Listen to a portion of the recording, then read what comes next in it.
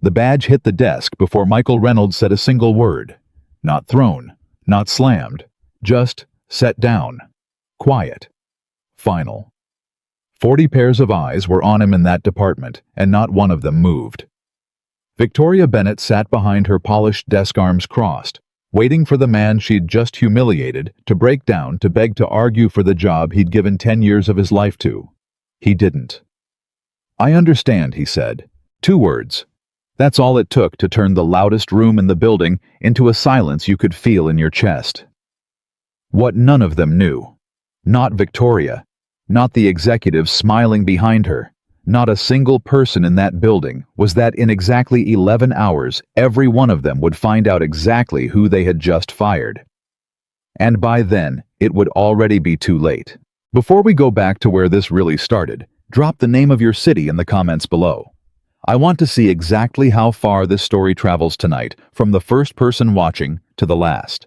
And if stories like this one about quiet men who get underestimated, and the moment everything comes back around, mean something to you, hit that subscribe button and turn on notifications, because this channel is where those stories live. Now, let's go back to the beginning. Back to a small kitchen in Denver, 6 months before that badge ever hit the desk. The alarm went off at 5:10 a.m., same as it had for the last 3 years, and Michael Reynolds was already awake before it finished its first cycle. He didn't need it anymore. His body just knew. He swung his legs off the bed, sat there for a second in the dark, and did what he did every single morning.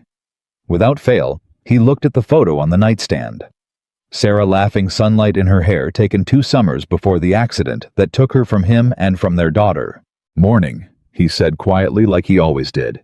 Not because he expected an answer, just because some habits are how you keep loving someone after they're gone. Then he got up, and the day began. By 5:30, the kitchen light was on, and the smell of eggs and toast was drifting down the hallway of their small house on Larkspur Street. Michael moved through the kitchen the way a man moves through a routine he's built with his own 2 hands, out of necessity, out of love, out of not having a single other choice. "Dad." He turned. Lily was standing in the doorway in her pajamas, hair a wild mess, rubbing one eye with her fist. 7 years old, and somehow every morning she looked exactly like her mother had looked at that hour, half asleep, stubborn about it, and beautiful in a way that made his chest hurt a little. "Hey, Bug, you're up early." "I heard the pan," she said, like that explained everything. She climbed onto a stool at the counter. "Is it Tuesday eggs or Wednesday eggs? Does it matter? Tuesday eggs have cheese." "Then it's Tuesday eggs," he said, and reached for the cheese even though it wasn't Tuesday. It was a Thursday. He'd have made an exception any day of the week if it meant she smiled like that before 6 a.m. She swung her feet against the stool legs, humming something from a cartoon he didn't recognize, and Michael watched her out of the corner of his eye while he cooked the way he always did, like he was afraid if he looked away too long the moment might slip through his fingers. That was the thing nobody told you about losing a spouse young. It wasn't the big moments that got you. It was mornings like this one. Ordinary, small, and entirely terrifyingly his responsibility now. "You gotta eat faster today," he told her. "Big meeting at work. Can't be late." "What kind of meeting?" "The boring kind." "Are you the boss of it?" He almost laughed. "No, baby. I'm not the boss of anything." That wasn't entirely true, and it hadn't been true for a long time. But it was easier to say than the truth, and the truth was something Michael Reynolds had buried so deep, so carefully for so many years, that most days even he almost forgot it himself. Northbridge Manufacturing sat on the edge of an industrial stretch outside Denver. Long gray buildings, loading docks, the low hum of machines that never really stopped. Michael had walked through those gates for 10 years. Long enough that the security guard, an older man named Pete, didn't even glance at his badge anymore. Just nodded him through with a "Morning, Mike," and went back to his coffee. Inside the building had a rhythm to it, and Michael knew every beat of it. He knew which line jammed on humid days. He knew which forklift needed a new belt before anyone filed the maintenance request. He knew the names of every single person on the floor, their kids' names, whose mother was sick, who was saving up for a wedding. Mike, thank God. Danny Osei jogged up to him before he'd even clocked in, holding a clipboard like it had personally offended him. Line 3's down again, same sensor as last month. Did you reset the controller like I showed you? I tried. Did you try it right, or did you try it Danny style? Danny grinned. There's a difference. There's always a difference. Michael was already walking, already rolling up his sleeves, and Danny fell into step beside him like he'd been doing for the better part of 5 years.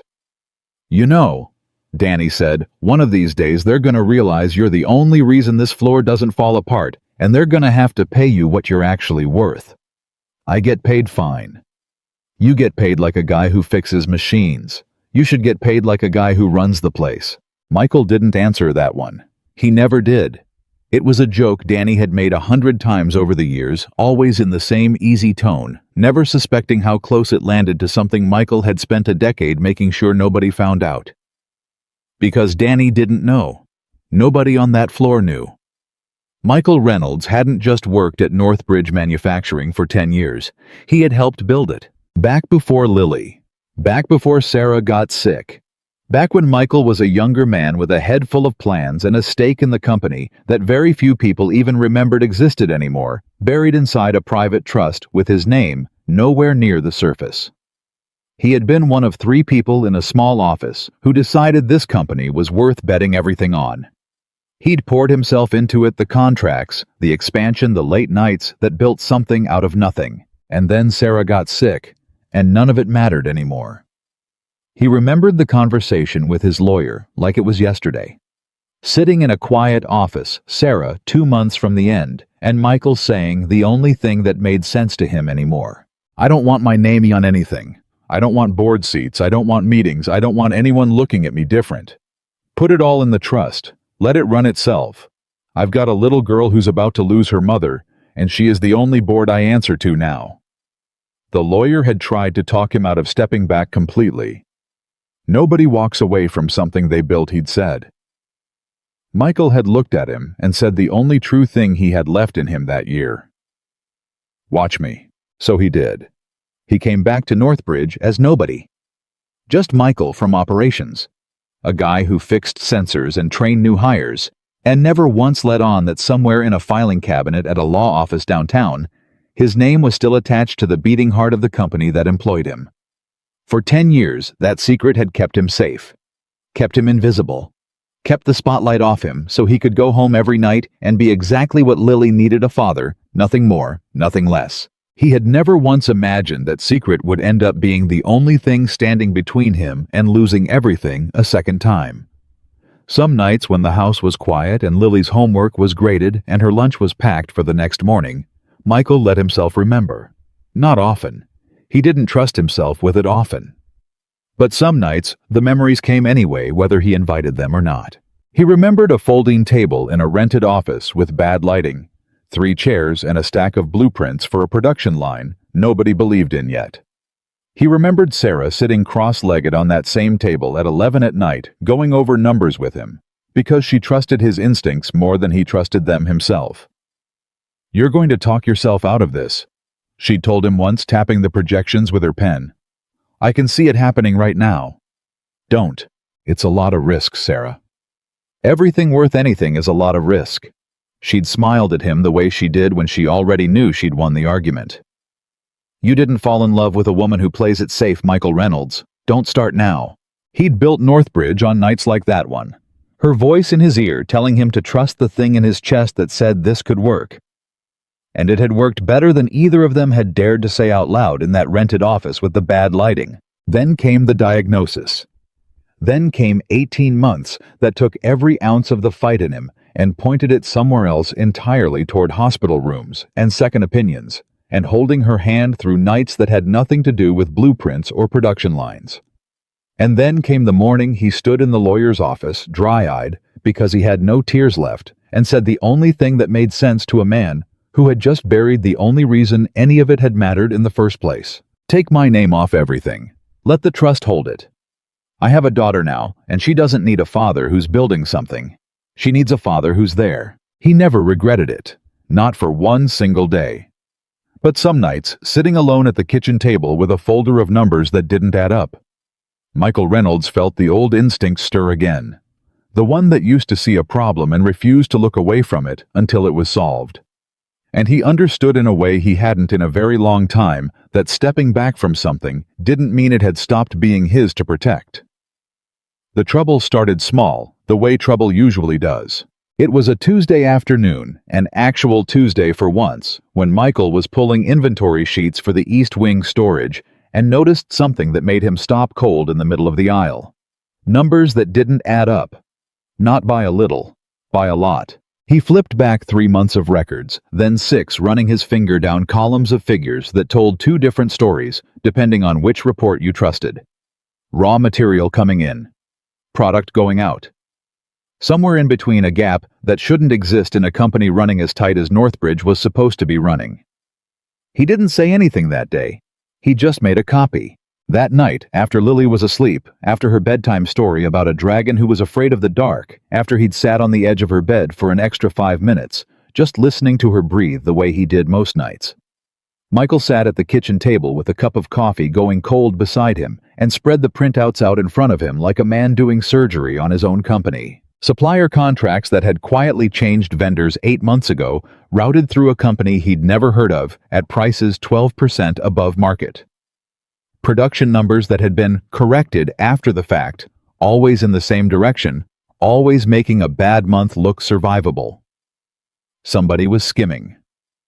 Somebody with enough access to touch contracts and enough confidence to think nobody on the floor would ever look close enough to notice. Michael had spent 10 years making sure nobody looked at him twice. Turned out, that also meant nobody expected him to be the one looking closest at everything else.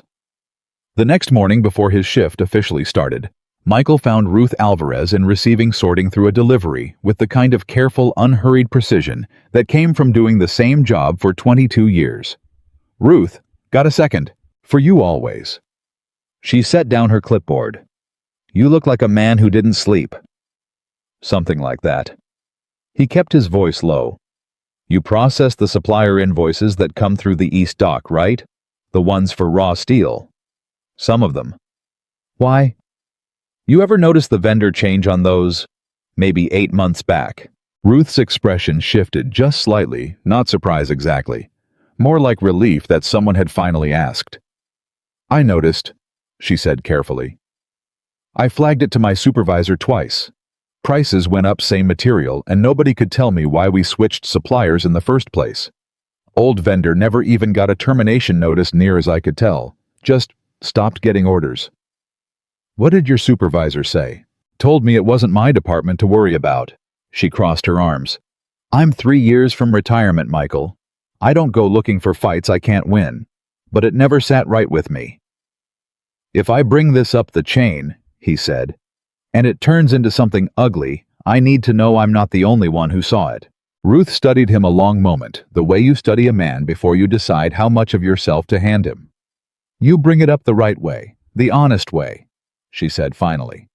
"I'll say what I saw. I've got a pension writing on this company still standing in 3 years. I'd rather it stand on something real." He almost didn't say anything.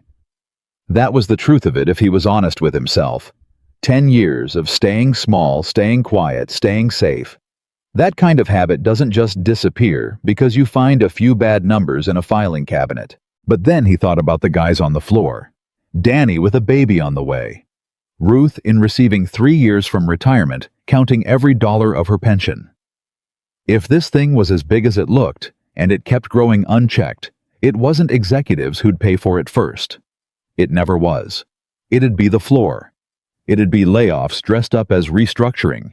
It'd be people like him. So, on Thursday morning, Michael put on a clean shirt, gathered his printouts into a folder, and walked up to the 3rd floor for the first time in longer than he could remember.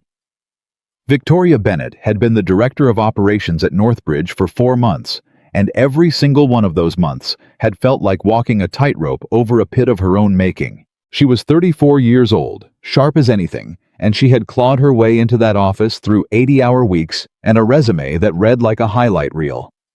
She'd been hired specifically because the board wanted someone who could turn numbers around fast, and fast was the only speed Victoria knew how to operate at. What the board hadn't told her, what she was only just beginning to understand, was that the numbers she'd been handed to turn around weren't broken by accident. Ms. Bennett.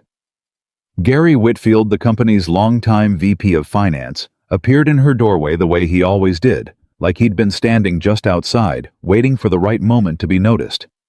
Got a minute? Always for you, Gary. She didn't mean it, not really. But 4 months into the job, she'd learned that surviving at Northbridge meant keeping men like Gary Whitfield comfortable, at least until she understood who actually held the power in this building. Gary set a folder on her desk. It's about operations. There's a pattern developing that I think you should be aware of. What kind of pattern? One employee. Been raising concerns, questioning reports going around asking about supplier contracts that are frankly above his pay grade. Gary shook his head like the whole thing pained him personally. Good worker, don't get me wrong, but I've seen this before, Victoria. Guy's been on the floor 10 years, feels passed over, starts looking for reasons the company's failing that have nothing to do with his own performance. Victoria opened the folder. Inside were printed emails flagged incidents, a performance summary that painted a picture of an employee slipping missed targets, complaints from coworkers, a pattern of resistance to leadership. His name's Reynolds, Gary said. Michael Reynolds. Victoria frowned slightly. She'd heard that name before in passing, always attached to some small praise from someone on the floor. Reliable. Good with the new hires. She hadn't expected to see it in a folder like this. You think he's the source of the production issues? I think, Gary said carefully, that a man who's been overlooked for a decade sometimes finds ways to make himself feel important, even if it means dragging the company's name through the mud with the board to do it. Victoria looked at the folder a long time. She didn't know, couldn't have known that every document inside it had been carefully built over the last 2 weeks by a man who had far more to lose than she did if anyone ever traced those supplier contracts back to where they actually led. She trusted the folder because she had no reason yet not to. That was the whole plan, and it was working. And Michael knocked on her open door 2 days later, folder in hand, feeling more nervous than he had any right to feel for a man who used to sit across from investors twice this size. Ms. Bennett, got a few minutes? Victoria looked up, and something in her expression was already cooler than it needed to be. Michael Wright, from Operations. Yes, ma'am. What can I do for you? He stepped in, closed the door most of the way you do when what you're about to say isn't for the hallway. I found some things in the inventory and supplier records I think you need to see. Discrepancies. Numbers that don't reconcile going back at least 6 months. He set the folder on her desk and opened it, walking her through it, the way he would have walked an investor through a slide deck 15 years ago. Calm, clear, no drama, just facts laid end to end. Victoria listened, or she looked like she was listening. But Michael had spent 10 years reading rooms on a factory floor, reading which machine was about to fail before it made a sound, and he could see something in her face that wasn't curiosity. It was suspicion, aimed at him. Where did you get access to these supplier contracts? She asked when he finished. I've been here 10 years, Ms. Bennett. I have access to a lot of things nobody thinks to look at. That's not really an answer. It's the honest one. She sat back, tapping one finger against the folder without opening it further. I appreciate you bringing this to me. I do. But I have to say, Michael, this is the second report I've received this week suggesting some irregular behavior connected to your name. Michael went still. I'm sorry. I'm not accusing you of anything, she said in the voice of someone who absolutely was just carefully. But you have to understand how this looks. An operations employee going around leadership's back raising alarms about contracts he has no official reason to be reviewing. I'm trying to help the company. Or, Victoria said, not unkindly but firmly, you're trying to create a narrative that takes the pressure off your own performance numbers this quarter. Michael felt something cold settle in his stomach. 10 years of staying invisible, and here it was the exact thing he'd feared most playing out in real time. Not because anyone had discovered who he really was. Because someone had made sure before he ever got a word in that nothing he said would be believed. "With respect," he said quietly, "I think you're being given bad information. And I think," Victoria said, standing to signal the meeting was over, "you should focus on your role, Michael. I'll look into what you've shown me. That's all I can promise right now." He left the folder on her desk. She never opened it again. That night, Michael sat with Lily on the couch while she worked through her spelling homework, sounding out words in that slow, determined way 7-year-olds do, and he found himself only half listening, his mind still turning over the conversation from that afternoon. Dad, you're not even looking." "Sorry, Bug." He shook himself back into the room. "What's the word?" "Courage." She frowned at the paper. C-O-U-R. "Is it A or R next?" "A," he said. C-O-U-R-A-G-E. You know what that word means? Being brave. Close. It means doing the right thing even when you're scared to do it. He tapped the paper. Being brave is easy when nothing's at stake. Courage is when something is. She looked up at him with Sarah's exact eyes, the way she always did when she was thinking hard about something. "Are you ever scared, Dad?" The honest answer was yes. Every single day since her mother died, in 100 quiet ways, nobody but him ever saw. And especially today, sitting in an office, being told his own concerns were being twisted into evidence against him. "Sometimes," he said instead. "But I've got you to be brave for. That helps." She smiled and went back to her spelling words, satisfied the way kids are when they've gotten just enough truth to feel safe. Michael sat there a while longer after she went to bed, staring at the folder of printouts he'd brought back home with him, and made a decision he wouldn't fully understand the weight of until much later. He wasn't going to let this go, not because of pride. Because somewhere in that building, people who trusted the company with their livelihoods were about to get hurt by something they had no way of seeing coming. And he was maybe the only person left who could see it clearly. He just didn't yet realize how far the people covering it up were willing to go to make sure he never got the chance to prove it. That night, after Lily was finally asleep, Michael did something he hadn't done in almost 2 years. He sat on the back porch, phone in hand, and scrolled to a contact saved simply as HF. No last name spelled out, no company attached. Harold Finch answered on the second ring, the way he always did, no matter the hour. "Michael, it's been a while. I know, I'm sorry." "Don't be sorry, be well. Is everything all right, Lily?" "Lily's perfect." Michael looked out at the dark yard, the neighbor's porch light flickering on across the fence. "It's the company. Something's wrong inside it, Harold. I found numbers that don't reconcile, and when I brought it up the chain, I got treated like the problem instead of the guy who found it." There was a pause on the other end. Not surprise, just the careful pause of a man who had been waiting a long time for a call like this one. "You know the clause is still active," Harold said quietly. "It never expired. It's yours whenever you decide you need it." "I'm not there yet." "I didn't think you would be. You've never been a man who reaches for the biggest tool in the box first." A pause. "But if it comes to it, Michael, you call me day or night, and I make one phone call and everything changes in that building within 24 hours. You understand that?" "I understand it." "Good. Now go check on your daughter. That's still the job that matters most." Michael sat on the porch a long while after the call ended, phone dark in his hand, feeling something he hadn't let himself feel in years. The quiet, uncomfortable weight of power he'd chosen to set down, still there, still his waiting. He told himself he wouldn't need it. He was wrong. 2 weeks passed. Michael kept his head down on the floor, same as always, training a new hire named Carlos on the East Wing line, fixing what needed fixing, saying good morning to Pete at the gate. If you'd watched him during those 2 weeks, you'd have thought nothing at all was wrong. But underneath, something was shifting. Small things. A supervisor who used to wave him over for advice now routed around him.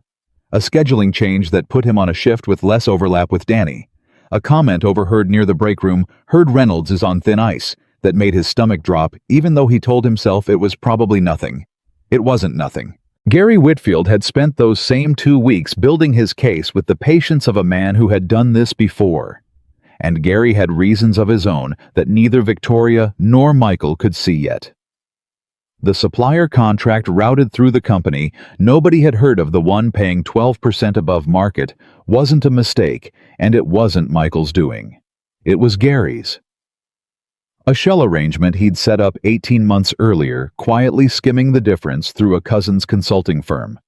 Certain nobody on the floor would ever think to compare 8 months of invoices against a market rate, they had no reason to question. He hadn't planned on anyone looking. He certainly hadn't planned on a quiet operations man with a decade of institutional memory, noticing a gap in the numbers that every accountant above him had somehow missed. The board chairman, a heavyset man named Richard Colton, had called Gary into a private meeting the week before, tapping a quarterly report against the table with visible irritation. "Margins are down again, Gary. 3rd quarter in a row. The board's going to want someone's head for this, and it isn't going to be mine, and it isn't going to be yours if I have anything to say about it." "I understand, Richard." "Do you?" "Because from where I'm sitting, operations has been bleeding money for the better part of a year, and nobody's given me a clean explanation why." Gary had smiled the careful, practiced smile of a man standing on a foundation he alone knew was cracked. "I think I can give you one," he'd said. "It just might take a little work to build the case properly." That was the moment the plan against Michael Reynolds stopped being an idea and became a project. Gary didn't hate Michael. He barely knew him. But a company needs a villain when the numbers go bad, and Gary needed that villain to be anyone but himself. A second folder. A third. Statements gathered from a couple of employees who owed Gary favors framed just carefully enough to sound like independent concern instead of coordinated pressure. Production numbers, adjusted one more time to make the discrepancies Michael had found look like the result of operational failure on the floor, Michael's floor, instead of what they actually were. By the time Gary walked into Victoria's office on a Friday afternoon, with a final thick folder under his arm, the story had been polished into something that felt to Victoria entirely airtight. "I know this isn't easy," Gary told her, settling into the chair across from her desk like a man delivering sad but necessary news. "But the board's asking for a resolution on the production issues by end of quarter, and every thread keeps leading back to the same place." Victoria stared at the folder without opening it. Some small part of her, the part that had actually liked the quiet, steady way Michael had walked her through his findings 2 weeks earlier, hesitated. "I don't love this, Gary." "Nobody loves it. But you were brought in here to make hard calls the last director wouldn't make. This is one of them." She thought about the board meeting scheduled for the following month. She thought about her own numbers, her own name on the line, if this quarter didn't turn around. She thought for one uncomfortable second about the calm, steady way Michael Reynolds had said, with respect, "I think you're being given bad information." And then she closed the thought away, because entertaining it meant entertaining the idea that she'd already made a mistake by not listening. It is a very particular kind of trap, believing the people who hand you your evidence instead of the people who hand you their concern. Victoria Bennett didn't know she was standing in it. She just knew she had a decision the board expected her to make and a folder that made the decision look easy. "Set it up for Monday," she said quietly. "I'll handle it myself." Gary nodded satisfied and left her office without another word. He didn't need to say anything else. He'd gotten exactly what he came for. Michael didn't know any of this yet. That Friday night, he took Lily to the little diner on Colfax they went to every other week, the one with the cracked red booths and a waitress named Donna who always brought Lily's chocolate milk before anyone even asked. "Can I get the pancakes shaped like Mickey Mouse?" Lily asked, sliding into the booth. "It's Dinnerbug. Pancakes don't know what time it is." Michael laughed a real laugh, the kind that had been getting rarer over the last 2 weeks without him fully noticing, and told Donna to make it happen. He watched Lily kick her feet against the booth seat, chattering about a girl in her class who'd brought a lizard for show and tell, and for a little while the folder sitting in his glove box and the strange cold feeling that had settled over the last 2 weeks at work felt very far away. "Dad." "Yeah." "You look tired." He reached across the table and squeezed her hand. I'm okay. Just a lot going on at work. Is it the boring meeting kind of a lot, or the scary kind of a lot? Out of the mouths of babes, he thought, and didn't have a good answer for her because he wasn't entirely sure himself yet. It's the kind where Dad has to do the right thing, he said finally. Even if it's not easy. Remember that word from your homework. Courage. That kind of a lot. She nodded. Like that settled it completely, the way kids do when they trust an answer more because of who gave it than what it actually said, and went back to her pancakes shaped like a mouse humming to herself, entirely unaware that on the other side of the city, in a quiet office with the lights still on, long after everyone else had gone home, a decision had already been made about her father that neither of them could see coming. Michael drove home that night with Lily asleep in the back seat, her cheek pressed against the window, and for reasons he couldn't fully explain, he found himself thinking about Sarah. About the promise he'd made her in the hospital in the last conversation they ever really had when she was too weak to do much more than whisper, and he'd leaned close to hear her. Don't let them make you small forever, she'd told him. You did that for me, for Lily. That's enough now. But don't let the world forget what you're capable of, not when it matters. He hadn't understood what she meant back then. Grief does that, it turns everything people say at the end into riddles you spend years trying to solve. He was about to find out exactly what she meant. And it was going to happen faster than he ever could have prepared for. Monday morning started like any other. Eggs, cheese, even though it wasn't Tuesday. Lily's backpack by the door. The drive to school with the radio turned low, the walk through the gate with Pete's easy, morning mic. Nothing about the morning told him what was coming. He clocked in. He checked line 3, which had been holding steady since the sensor fix. He said good morning to Danny, who was in the middle of a story about his wife's ultrasound appointment, the two of them laughing about baby names over coffee that tasted like it had been sitting in the pot since Friday. At 10:40 a.m., a message came through on the internal system that made Danny stop mid-sentence. Hey, Danny said, frowning at his phone. You got a meeting with Ben at 10 minutes. Michael felt something shift in his chest, quiet and immediate, the way you feel a change in weather before the sky actually does anything about it. Yeah, he said slowly. I see it. You in trouble or something? I don't think so.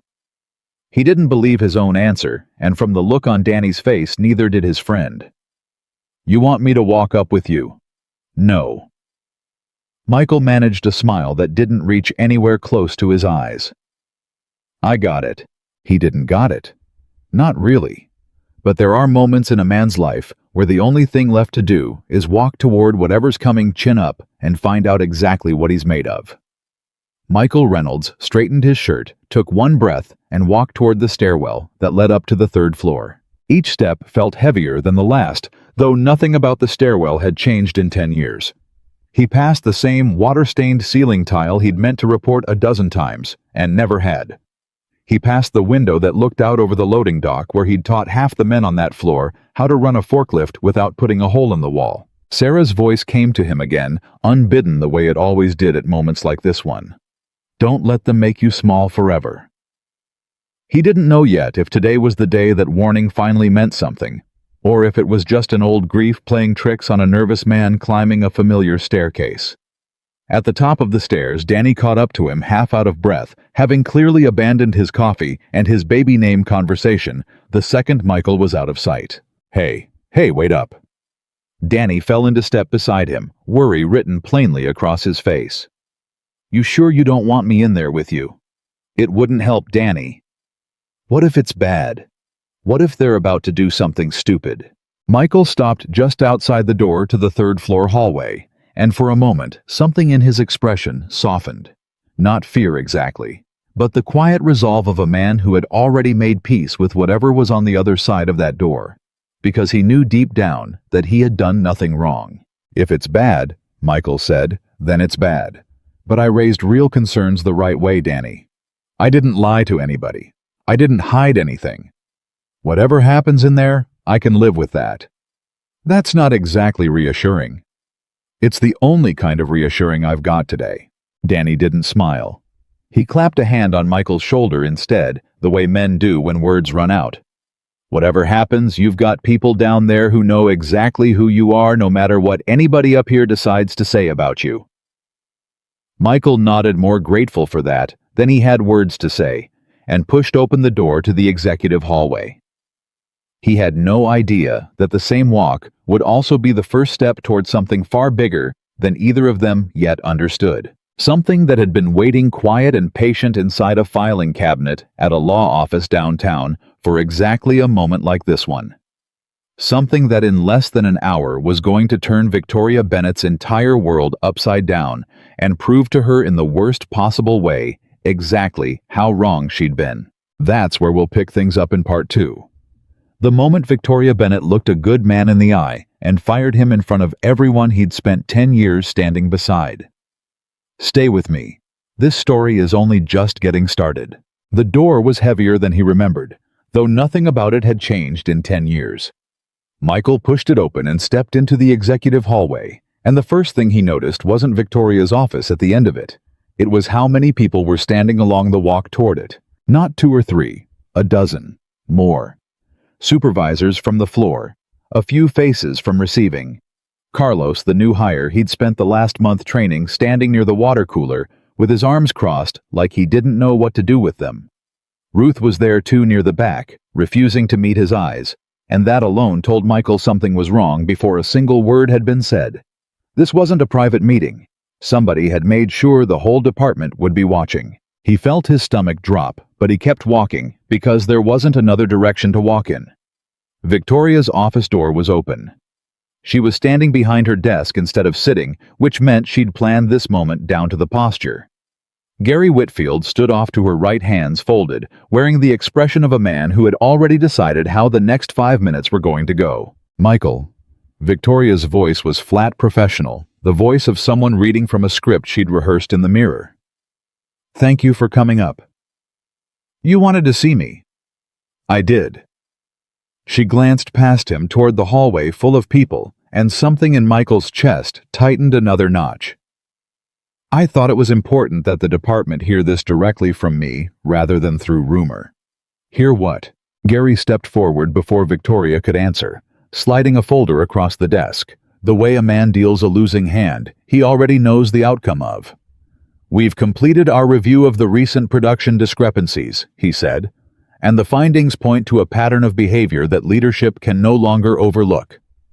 Michael didn't open the folder. He didn't need to. He already knew with the sick certainty of a man watching a wave he can't outrun exactly what was inside it. That's my folder, he said quietly. The one I gave you 2 weeks ago. You've just put a different cover on it. This is a compiled report, Gary said smoothly, reflecting multiple sources. Multiple sources saying what exactly? Victoria opened her mouth to answer, and that was the first mini collision of the morning, because before she could get a word out, a voice from the hallway cut through the silence. He's talking about me, Carlos. Nobody had asked him to speak. He pushed off from the water cooler and stepped just inside the doorway, jaw tight, looking more nervous than Michael had ever seen him, and also more determined. There's a statement in there with my name on it, Carlos said, saying I complained about Michael's training. I never said that. I never signed anything. The room went very still. Gary's smile didn't move, but something behind his eyes did. Carlos, this isn't the venue. I'm making it the venue. Carlos's voice shook, but he didn't stop. You showed me a form last week and told me it was for onboarding feedback. I signed a form. I didn't write whatever's in that folder. Victoria's eyes moved from Carlos to the folder to Gary, and for just a second, one single second that Michael caught and held onto like a lifeline, he saw something crack in her certainty. Gary, she said slowly, is that true? It's a formatting issue, Gary said too quickly. The language gets summarized during compilation. Nothing was fabricated. It says direct quote, Carlos said. It's in quotation marks. The silence that followed was the loudest thing Michael had heard all morning. For one breath, he thought maybe this was it. Maybe the whole fabricated case was about to collapse, right there in front of everyone, undone by a 24-year-old kid too honest to keep his mouth shut. He felt something like hope flicker in his chest, small and fragile. Then Victoria closed the folder. "We'll review the formatting concerns separately," she said, and Michael watched the crack seal itself shut, watched 4 months of pressure from the board win out over 4 seconds of doubt. "That doesn't change the broader pattern we've identified, Michael. Missed production targets on your line. Employee complaints about your resistance to new procedures. And now this going around leadership gathering documents that weren't yours to gather, creating exactly the kind of internal instability this company cannot afford right now." "I found real problems," Michael said, and his voice, to his own surprise, stayed steady. "Real numbers. I brought them to you the right way through the front door, and instead of looking at them, you built a file to make me the problem instead. That's your interpretation." "It's the truth." "The truth," Victoria said, and something colder entered her voice now, something defensive, "is that I have a board breathing down my neck for answers, and every thread I pull on leads back to your name." Ruth's voice came from the back of the hallway, then quieter than Carlos's had been, but just as clear. "I told my supervisor about the vendor switch 2 months ago. Nobody in this room can say Michael made that up. I saw the invoices myself." Gary's head turned toward her fast, and something passed over his face that Michael recognized instantly, because he'd spent 10 years reading machines that were about to fail, and men weren't so different. It was fear, small, controlled, but real. "Ruth," Gary said, "I'd be careful about what?" Ruth didn't blink. "I'm 59 years old, Gary. I've got 3 years to my pension, and I am not going to spend them lying for you." For one more electric second, Michael thought the whole thing might unravel right there. 2 employees on the record in front of half the department, contradicting the story Gary had spent 2 weeks building. He watched Victoria's eyes flick toward the small crowd gathered in the hallway, watched her calculate in real time what it would cost her to stop this now versus what it would cost her to keep going. She chose to keep going. Whatever pressure she was under from upstairs, it outweighed whatever doubt Carlos and Ruth had just planted. "I appreciate everyone's input," Victoria said, and her voice hardened into the tone of someone closing a door she'd already decided to close before she walked into the room. "But this decision has already been made at a level above this conversation. Michael." She looked directly at him now. And for the first time, Michael saw something that might have been regret trying to surface behind her eyes, quickly buried under the discipline of a woman who had trained herself not to let regret slow her down. "After reviewing your performance and the concerns raised, we've decided your employment with Northbridge Manufacturing is terminated effective immediately." The hallway went utterly silent. Not a cough, not a shifting foot. Just silence, thick and total, the kind that presses against your ears. Michael had known this sentence was coming somewhere in his gut since the moment he'd seen the crowd gathered outside her office. Knowing it was coming and hearing it out loud were 2 very different things. He felt it land somewhere just beneath his ribs, a physical weight, and for one long second, the entire room tilted slightly the way rooms do when the floor drops out from under something you didn't realize you were still standing on. He thought of Lily. Not in some abstract way, he saw her specifically at the kitchen counter that morning, kicking her feet against the stool, asking, "Is it Tuesday eggs or Wednesday eggs?" He thought about rent, about her school fees, about the promise he'd made himself the night Sarah died, that no matter what happened, Lily would never once feel unstable, never once feel unsafe, never once feel like the ground could move under her the way it had moved under him. And then underneath all of that, something else rose up. Something quieter. Something that didn't belong to the frightened father in him at all. It was the voice of the man who used to sit across from investors and never once let them see him rattled. The man who had built something out of a folding table and bad lighting and refused to fold under pressure, even when everyone told him he should. That man had been quiet for 10 years. He wasn't gone. He'd just been waiting. Michael straightened his spine. "I understand," he said. 2 words, calm, even. Nothing in his voice gave away the storm underneath it. Victoria blinked, clearly thrown. She'd built this moment expecting an argument, expecting tears, expecting him to beg the way she'd watched other terminated employees beg in that same office. She had not built it expecting silence and steadiness from a man she'd just publicly destroyed. "You don't have anything to say?" she asked, and there was something almost unsettled in the question. "I said plenty 2 weeks ago," Michael said. "You didn't want to hear it then. I don't think you want to hear it now." He reached into his shirt pocket, unclipped his badge, and set it on the corner of her desk.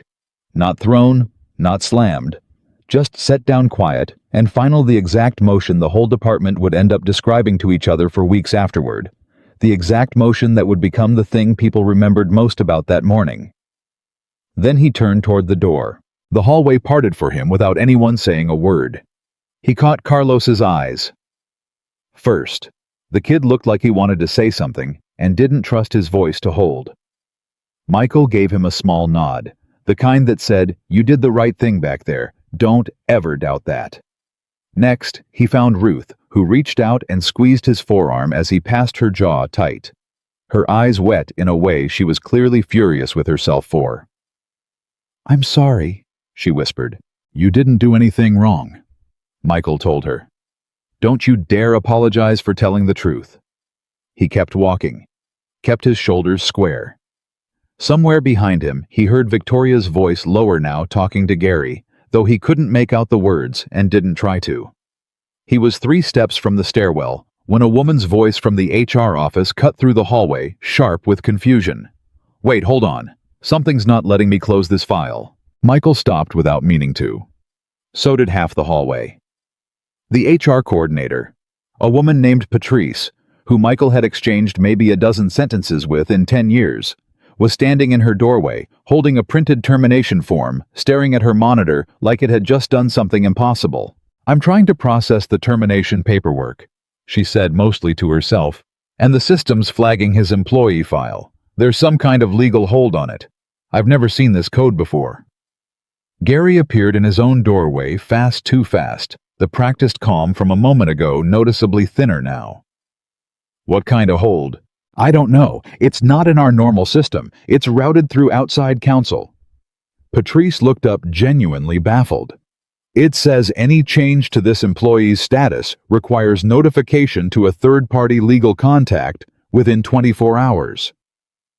For the second time that morning, Michael watched something crack across Victoria's face. Not doubt this time, but the first real flicker of alarm. "That doesn't make sense," she said. "He's a floor employee." "I'm telling you what the screen says," Patrice said.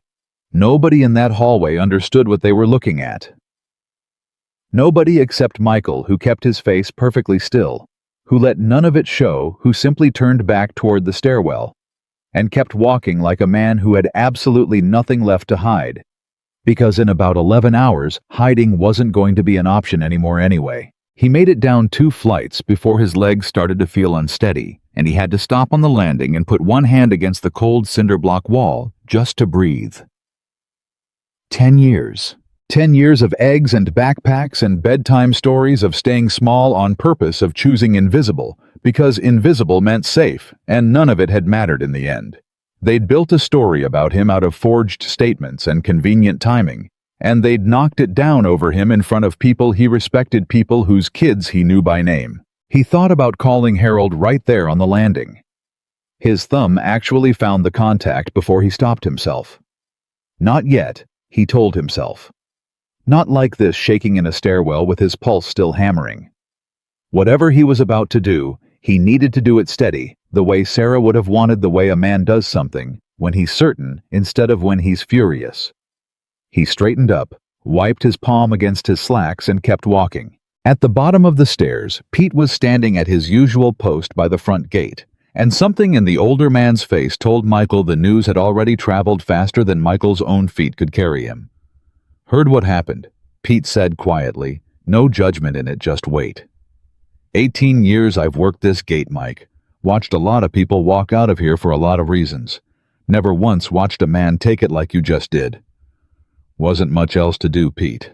Pete studied him a moment longer, then felt entirely comfortable, the way an old man studies something he's suspected for a long time and finally sees confirmed. You know, he said slowly.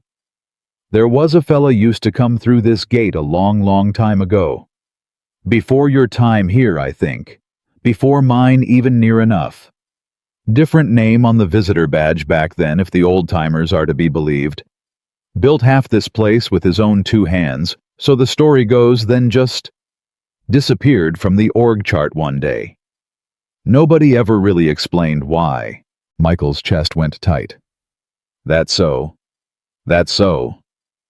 Pete's eyes didn't leave his face. Funny thing about ghosts, Mike. Sometimes they're standing right in front of you the whole time, and you don't put it together till the very end. He didn't say anything else. He didn't need to. He just reached out, shook Michael's hand, the way you shake the hand of a man you respect and might not see again, and stepped back to let him through the gate for what both of them understood might be the last time. Michael was halfway across the parking lot, badge-shaped hole in his shirt pocket, when he heard footsteps jogging up fast behind him. Mike, wait. Danny? Of course it was Danny. Michael stopped and turned, and the look on Danny's face nearly broke something loose in him that he'd been holding together by sheer force of will since the moment Victoria said terminated. Danny looked like a man who'd just watched something get torn down that he'd assumed was permanent. They can't do this, Danny said, breathing hard. This is insane. Everybody on that floor knows you didn't do what they're saying you did. Carlos just about tore Gary's head off in there. Did you see that? I saw it. And Ruth, I saw that too. Michael managed something close to a smile, though it cost him more than Danny would ever know. Both of them are going to catch heat for it. You tell them I said thank you, and you tell them not to push it any further than they already have. I don't want anybody else losing their job over me. Losing their Mike, you just lost yours. I know. Danny stood there, a second chest still heaving, looking at Michael like he was trying to solve a puzzle he didn't have all the pieces to. You're too calm about this, he said finally. You're too calm, and it's freaking me out a little if I'm honest. Michael looked past him back toward the building, toward the third-floor windows, where somewhere behind the glass, Victoria Bennett was probably still standing in her office, trying to make sense of a legal hold she didn't understand. I've been calm before, Danny, Michael said quietly. Calm's not the same as fine. Calm's just what you do when falling apart isn't an option yet. What's that supposed to mean? It means I've got a 7-year-old at home who's going to ask me how my day was in about 4 hours, and I intend to have a real answer for her by then, not this. He gestured vaguely back toward the building. A real one. Danny didn't fully understand what that meant, and Michael didn't explain it, because explaining it would have meant unraveling 10 years of careful silence in a parking lot at 11 in the morning, and that wasn't how this was going to go. Whatever was coming, it was going to come on Michael's terms at Michael's pace, the way he'd built everything worth building in his life. Call me tonight, Danny said. I mean it. You call me, or I'm showing up at your door. I'll call you. Danny pulled him into a quick hard hug, the kind 2 men give each other when neither one has the words for what they actually feel. And then he let go and watched Michael walk the rest of the way to his truck, standing there in the middle of the lot until Michael pulled out onto the street. Michael didn't turn the key right away once he reached his truck. He sat there instead, both hands on the wheel, staring through the windshield at nothing in particular, and let himself feel it, really feel it for the first time since Victoria had said the word terminated. His hands were shaking, not from fear.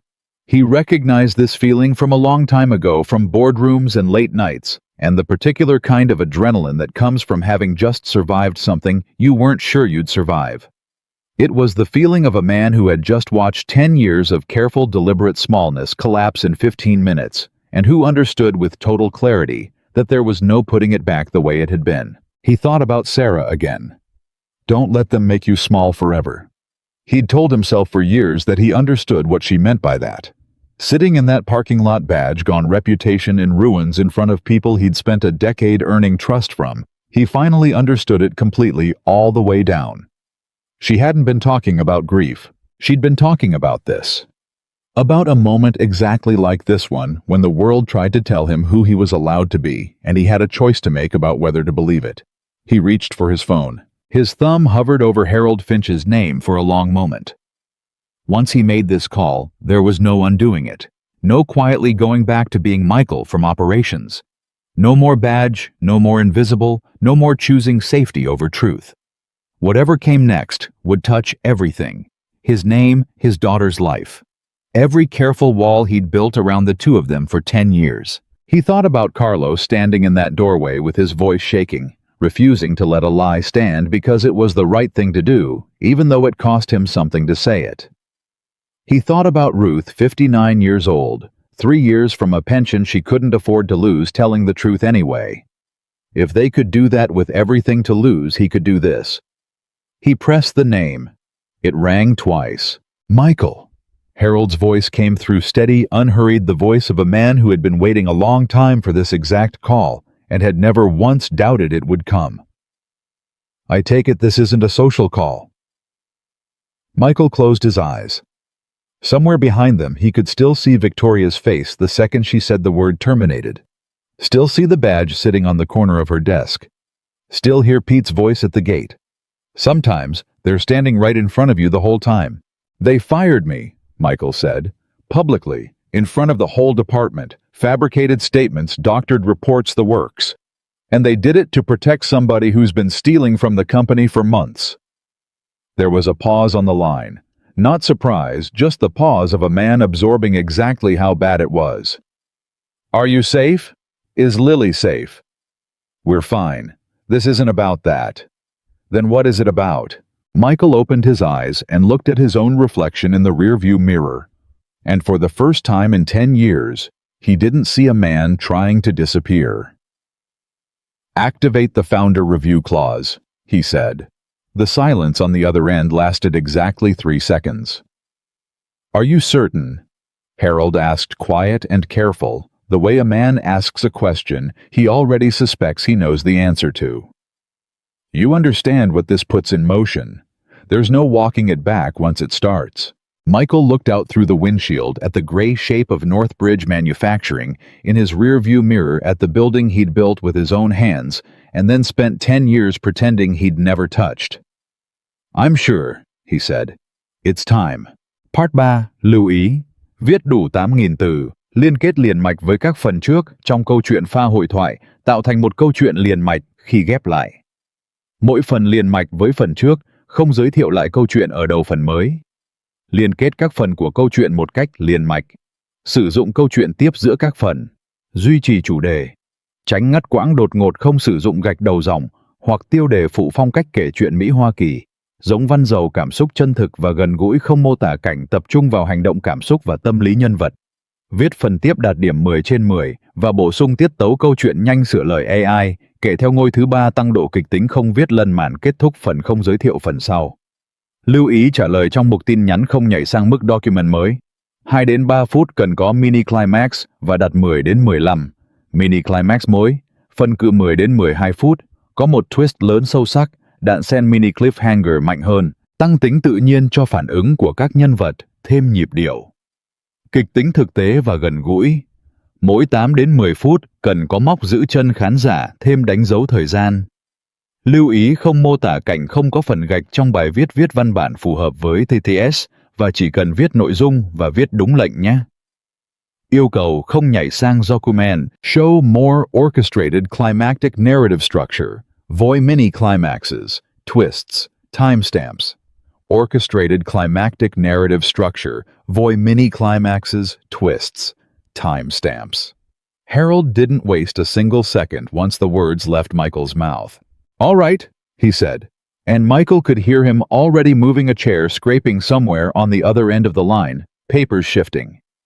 I need you to listen carefully because once I hang up this phone, things are going to move fast, and I need you ready for that. I'm listening. The clause you just activated isn't a formality. It's a controlling interest review tied directly to the original founder's trust. The moment I file this, Northbridge's board has 24 hours to convene an emergency session. Every executive decision made in the last 90 days becomes subject to review. That includes your termination. Michael's hand tightened on the steering wheel. So they'll know something's happening. They'll know something's happening within the hour. They won't know it's you. Not yet. The filing goes through outside counsel under the trust's name, not yours. That's how it was built. That's how you built it, Michael, a long time ago, in case a day like this one ever came. Michael closed his eyes and for just a moment let himself remember sitting across from a much younger version of Harold Finch. Both of them barely 30, drafting language into a founding document. Neither of them ever expected to actually use. Sarah had been in the room that day too, arms crossed, telling them both they were being paranoid. "You're planning for a betrayal that hasn't happened yet," she'd said, laughing. "That's exactly when you plan for it," Michael had answered. "Before it happens, not after." He hadn't known back then just how right that instinct would turn out to be. "Do it," Michael said now, quiet and certain. "File it. It's done the second we hang up." Harold paused. "One more thing. Once this moves, I need you to prepare yourself. This isn't going to stay contained to a boardroom. Reporters watch trust filings tied to companies this size. Employees will start asking questions. Your name, the real weight of your name, it's coming out, Michael. There's no version of this where it doesn't." Michael looked at his own hands on the wheel, steady now, steadier than they'd been 10 minutes ago. "Then let it come out," he said. "I'm done hiding from something I didn't do." He ended the call and sat there another moment in the parking lot. The gray shape of Northbridge Manufacturing shrinking in his rear-view mirror as he finally pulled out onto the road, and somewhere behind him, inside a building that had no idea what had just been set into motion.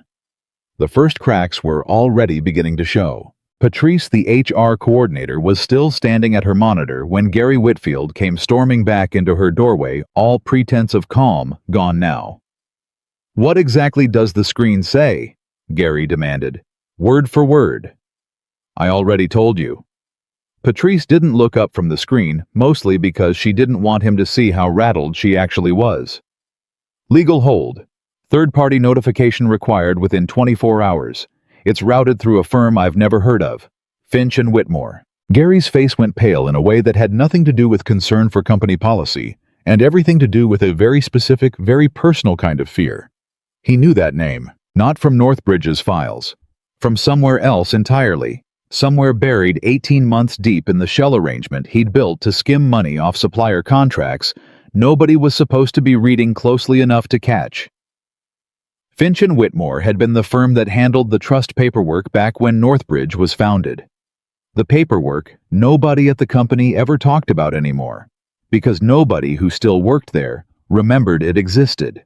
Gary had assumed it was dead history. Ancient legal scaffolding left over from a company's earliest days, meaningless, now buried and forgotten. He had never, not for 1 second, imagined it could reach back out and touch him. "That doesn't make sense," he said mostly to himself. "That trust was closed out years ago." Patrice looked up at him then, and something in his tone made her frown. "You know this firm?" "No," Gary said, too fast, too sharp. "No, I don't know it at all." He turned and walked out before she could ask another question, already pulling his phone from his pocket, already dialing a number he hadn't called in months, his hands not nearly as steady as he wanted them to be. Down in the parking lot, Danny watched him go from a distance, standing near the loading dock, with Carlos and 2 other guys from the floor, all of them still processing what they'd just watched happen to a man they respected, more than half the executives in that building combined. "You see that?" Carlos said quietly. "Whitfield just about ran out of there." "Something's wrong," Danny said. "Something beyond Mike getting fired. You don't see a VP look like that over paperwork." None of them knew yet how right they were. Inside her office, Victoria Bennett sat behind her desk with the termination folder still open in front of her, staring at it without really seeing it, her mind snagging over and over on the same detail. Legal hold. Third-party notification. A code she'd never seen in 4 months of running this department. She told herself it was nothing. Some clerical leftover from an old system migration, probably. Companies this size accumulated strange scraps of bureaucracy all the time, old flags nobody bothered to clean out. That was the story she told herself, and for about 11 minutes she almost believed it. Then her phone rang and the caller ID read, Richard Colton, and something in her stomach dropped before she'd even answered. Victoria. The board chairman's voice was clipped, controlled, but underneath it, she could hear something she'd never once heard from Richard Colton in 4 months of working under him. Uncertainty. I need you in my office. Now. Is this about the quarterly numbers? Because I have the operations termination handled. I was just about to send the summary. It's not about the numbers. A pause heavy enough that Victoria felt it through the phone. It's about a filing my office just received from an outside legal firm. Finch and Whitmore. Does that name mean anything to you? Victoria's mouth went dry. No. Should it? I don't know yet, Richard said. But it's invoking something called the Founder Review Clause, and I have never once in 11 years on this board heard those 3 words spoken out loud. I need you here in 10 minutes, and I need you to bring me everything you have on the operations termination this morning. Everything, Victoria. Every document, every source, every name. The line went dead. Victoria sat there for a moment, phone still pressed to her ear, even though there was nothing left to hear, and felt the first real, undeniable wave of fear move through her chest. Not the manageable, professional kind of fear she'd learned to work through for 4 months straight. Something closer to the ground shifting under a house she'd thought was built on solid rock. She thought of Michael's face when she'd said the word terminated, the stillness in it, the way he'd said I understand instead of arguing, instead of begging, the way every fired employee she'd ever dealt with had begged. At the time, she'd read that stillness as defeat. Sitting in her office now with Richard Colton's voice still ringing in her ears, and a legal firm she'd never heard of somehow reaching directly into the highest levels of company governance, within an hour of Michael Reynolds walking out her door, she was beginning to wonder if she'd read it wrong. Badly wrong. She gathered the folder and walked toward Richard's office, and every step down that hallway felt heavier than the last. Across town, Michael pulled into the elementary school parking lot 15 minutes before pickup, earlier than he needed to be, and sat there watching kids trickle out of a side door for recess, needing a few minutes of ordinary noise before he had to be dad again. His phone buzzed. Danny. Hey. Michael answered. You okay? Where are you? School pickup line. A little early. Michael rubbed his eyes. What's going on there? Whitfield lost it, Danny said. Like visibly lost it right after you left. Went storming out of HR looking like he'd seen a ghost, and now half the department's whispering that there's some kind of legal thing happening upstairs. Nobody knows what. You know anything about that? Michael watched a group of second graders chase each other around a tetherball pole, and for a moment, he let himself feel the enormous strange weight of what he'd just done. He hadn't told Danny anything about who he really was. Not in 10 years. And he wasn't going to do it over the phone in a school parking lot. Not before Lily even knew, not before he'd had a chance to sit his own daughter down and explain why their whole life was about to look different. I might, Michael said carefully. Danny, I need you to trust me on something, and I promise I'll explain everything soon. Whatever's happening at Northbridge right now, don't get in the middle of it. Keep your head down. Take care of your family. I mean that. Mike, you're scaring me a little. I don't mean to. Michael watched the school doors waiting for the bell, waiting for that first glimpse of Lily's backpack coming through the crowd. Just trust me a little longer. It's going to make sense soon. I promise you that. He hung up before Danny could push further because he didn't have the words yet. Not really, not in a way that would make sense outside of the story he was about to tell his daughter in a few hours. The bell rang. Kids poured out. And there she was, Lily backpack half falling off one shoulder, hair coming loose from its ponytail, scanning the pickup line the way she did every single day until she found his truck and broke into a run. Dad? She climbed in, breathless, already talking before her seatbelt clicked. Ms. Alvarez let us do papier-mâché today, and mine looks like a potato. But she said it's supposed to be a volcano, and Ethan's actually erupted a little bit like real lava. Well, not real lava, baking soda lava, but it went everywhere, and he's probably in trouble. Michael laughed a real laugh, the first one all day, and it surprised him how much he needed it. "Sounds like a good day," he said. "How was your boring meeting?" He looked at her for a second, that small, open, trusting face, so much of her mother in it that some days it still stopped his heart, and made a decision. "It wasn't boring, actually," he said carefully. "It was a hard day bug. I'll tell you about it tonight after dinner, all of it. I promise." Lily studied him with the particular seriousness kids get sometimes when they sense something real underneath a parent's careful voice. "Is it bad?" "Some of it's bad," Michael said honestly, because he'd promised himself a long time ago never to lie to her about the things that mattered. "But some of it's going to turn out okay. I need you to trust me on that part." She reached over and took his hand the way she used to when she was smaller, and didn't ask anything else the whole drive home, and Michael thought not for the first time that his daughter understood more about Grace than most adults he'd ever met. Back at Northbridge, Richard Colton's office had gone very quiet. Victoria stood near the window while Richard read through the legal filing a second time, his reading glasses pushed low on his nose, his face unreadable in a way that made the silence worse than shouting would have. "Explain the termination to me," Richard said, finally not looking up. "From the beginning, everything." Victoria walked him through it. The reports Gary had brought her, the discrepancies Michael had raised 2 weeks earlier, the decision she'd made under pressure to deliver results before end of quarter. She heard herself saying it out loud in front of someone whose judgment actually mattered, and for the first time she heard how thin it sounded.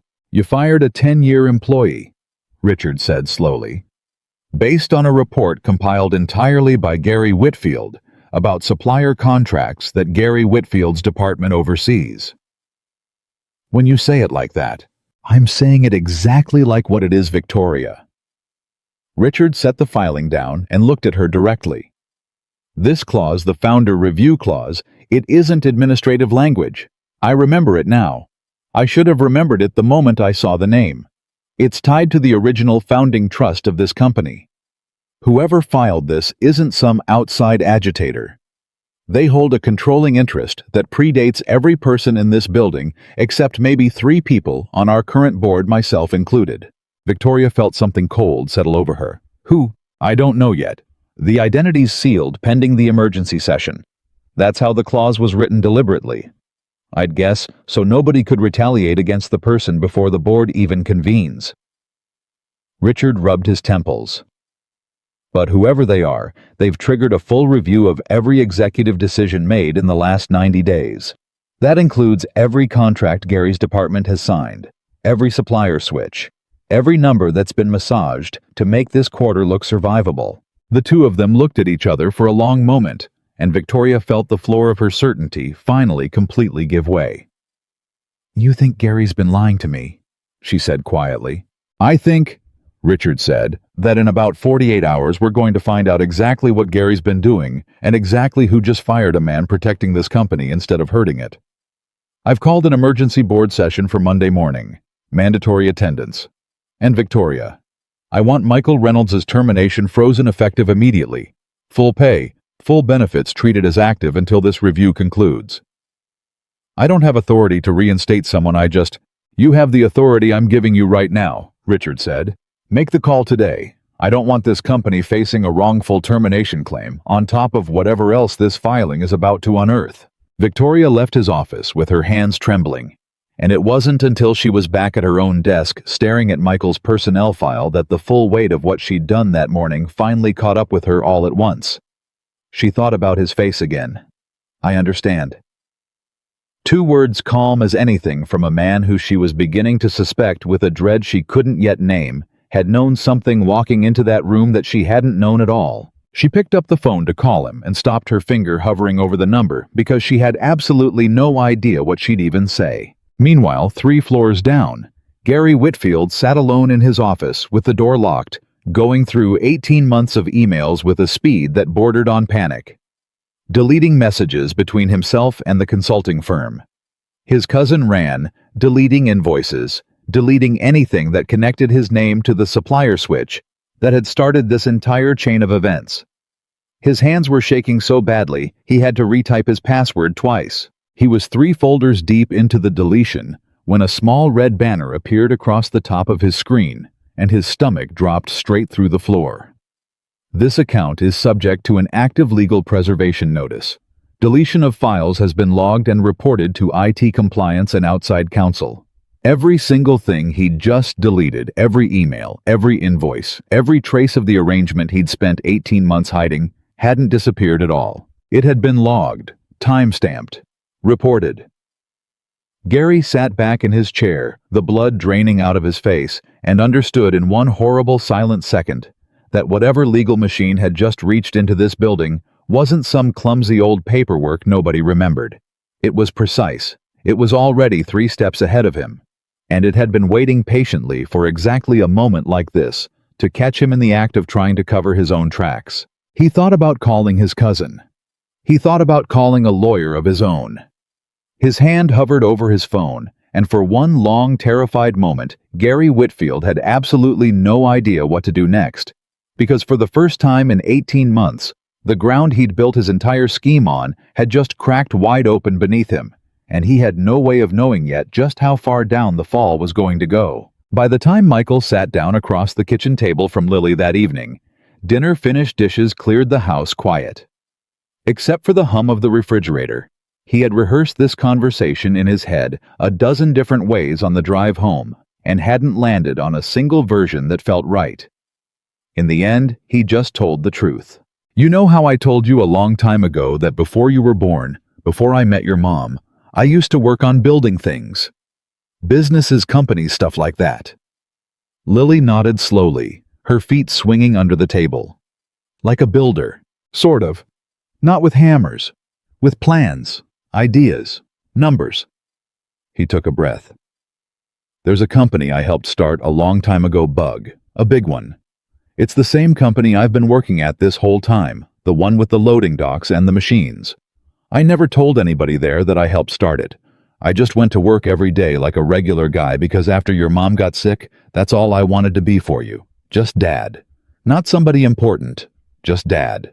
Lily was quiet for a moment, processing this with the particular seriousness she brought to anything that mattered to her. "Is that why you got fired?" Direct as always, her mother's daughter through and through. "Sort of," Michael said. "Some people at work did something wrong, and instead of admitting it, they made it look like it was my fault. And because nobody there knew who I really was, they thought they could get away with it easily." He reached across the table and took her small hand in his. "But they didn't know something important. They didn't know that a long time ago I made sure that if anybody ever tried to hurt me unfairly at that company, I'd have a way to make it right. And today, I used it. Are you in trouble?" "No, baby, but some other people might be if it turns out they lied." Lily thought about this for a long moment, and then she asked the question that nearly broke him clean in half. "Does this mean you're not just Dad anymore?" Michael squeezed her hand, his throat tight. "I will always just be Dad," he said. "That's never going to change no matter what anybody finds out about me this week. You understand that nothing that happens at that company changes what happens in this house. You're still the only board I answer to." She smiled a little at that, even though she was clearly still working through everything he'd told her. And then she asked one more question, quieter this time. "Was Mom part of the building thing too?" "She was the best part of it," Michael said, and for a second his voice caught in a way he couldn't quite hide. "She believed in it before anybody else did. Before I did some nights."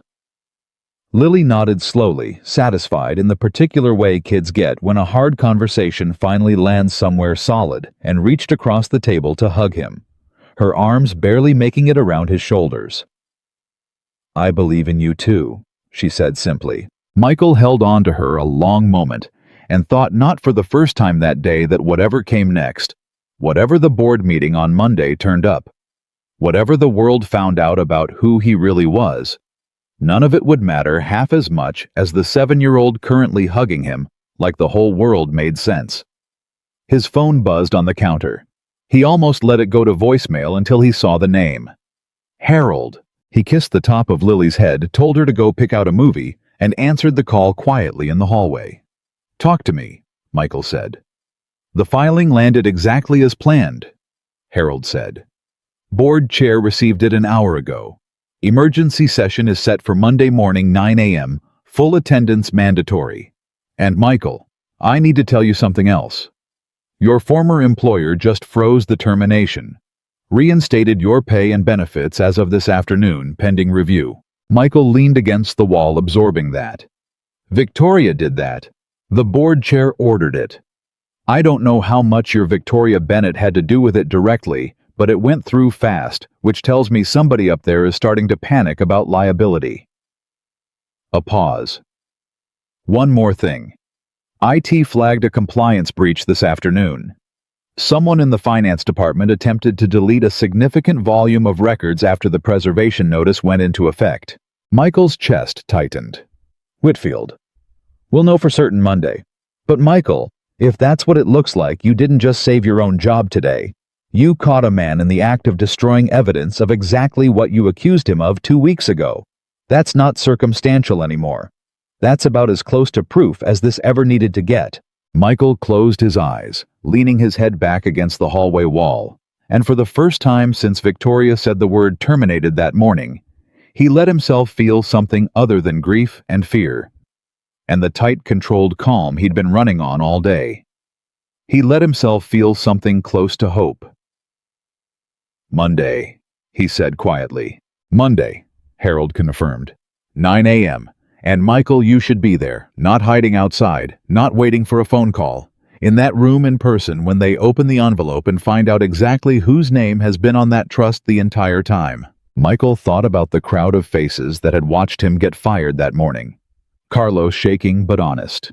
Ruth refusing to lie, even with everything to lose. Danny chasing him across the parking lot because 10 years of friendship meant something even when it was inconvenient. Pete at the gate, half remembering a story he didn't quite believe himself yet. They deserved to see the truth land, not just hear about it secondhand. I'll be there, Michael said.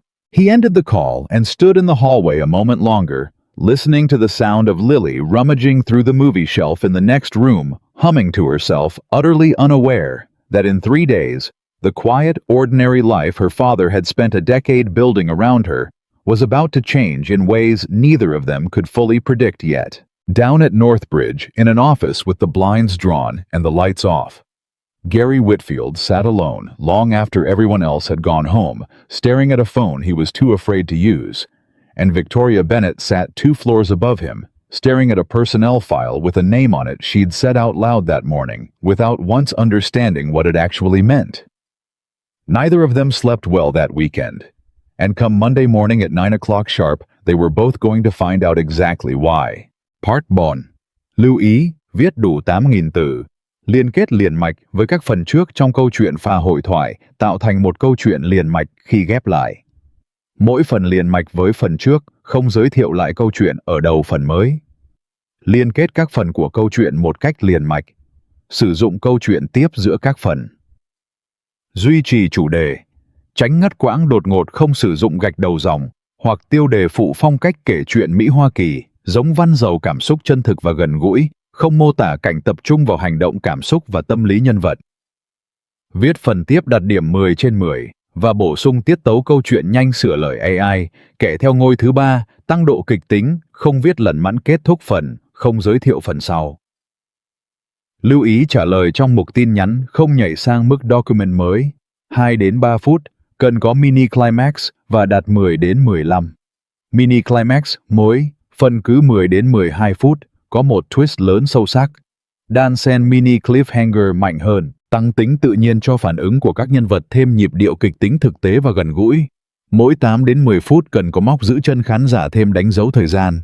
Lưu ý không mô tả cảnh, không có phần gạch trong bài viết, viết văn bản phù hợp với TTS và chỉ cần viết nội dung và viết đúng lệnh nhé. Yêu cầu, không nhảy sang document, show more. Orchestrated.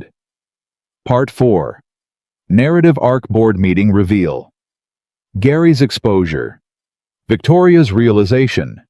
Climactic Confrontation. Orchestrated. Part 4. Narrative Arc Board Meeting. Reveal Gary's Exposure. Victoria's Realization. Climactic Confrontation. Monday morning came in gray and quiet. The kind of overcast Denver sky that didn't commit to rain or sun either way, and Michael was up before the alarm again, same as always. Except this time, there were no Tuesday eggs waiting to be made with cheese that wasn't supposed to be there. He stood in front of the mirror in a suit he hadn't worn in almost a decade, one he'd kept in the back of the closet behind winter coats for reasons he'd never fully explained to himself until this exact morning. It still fit mostly. A little tighter in the shoulders than it used to be. He straightened the collar with hands that weren't quite steady, and thought about how strange it was putting on the version of himself he'd folded away and buried the same year he buried Sarah. "You look different," Lily said from the doorway, backpack already on, staring at him with open curiosity. "Different bad or different good? Different fancy?" She tilted her head. "Are you going to fire the people who fired you?" Michael almost laughed, mostly because it was such a perfectly 7-year-old way to frame the entire situation, and not entirely wrong either. "I'm going to tell the truth," he said, crouching down to her level, straightening the strap on her backpack more out of habit than necessity. "That's all. Sometimes that's enough to fix things if enough people are willing to hear it." "What if they don't want to hear it?" "Then I say it anyway." He kissed her forehead. "Mrs. Callahan's picking you up from school today and bringing you to her place for a couple hours, okay? I might be late." Is today the big day? Out of the mouths of babes again. He wondered sometimes if kids simply absorbed more than adults gave them credit for, or if Lily in particular had inherited her mother's uncanny ability to see straight through to the center of things. "Yeah, Bug," Michael said quietly. "Today's the big day." The drive to Northbridge felt longer than it ever had in 10 years, though the route hadn't changed at all. Michael gripped the wheel at 10 and 2, watching familiar landmarks slide past the gas station on the corner. The diner where Donna brought Lily chocolate milk, without being asked, the overpass he'd driven under 5 days a week for a decade without once thinking twice about it. Today he thought about all of it. Today felt like the last ordinary drive before something in his life changed permanently, and some part of him wanted to hold on to the ordinariness of it a little longer. Pete was waiting at the gate when Michael pulled in, and something in the old man's posture told Michael he'd been standing there longer than his shift required. "Wasn't sure you'd come back through this gate again," Pete said, stepping close to the driver's window, instead of just waving him through like usual. "Wasn't sure myself, if I'm honest." Pete studied him for a long moment, taking in the suit, the tie, the version of Michael Reynolds that had clearly been hiding under coveralls and safety boots for a decade. Something shifted in the old man's face, understanding finally catching all the way up to suspicion. "It's you, isn't it?" Pete said quietly. "The name on the old paperwork.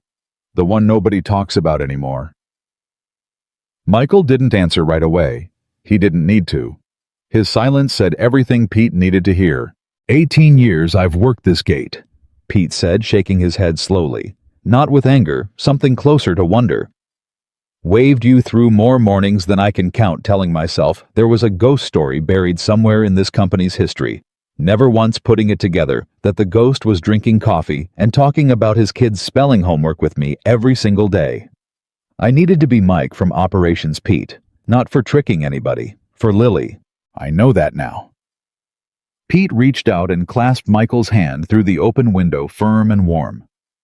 "Whatever happens up there today, you drive through this gate a different man than you drove out of it Thursday.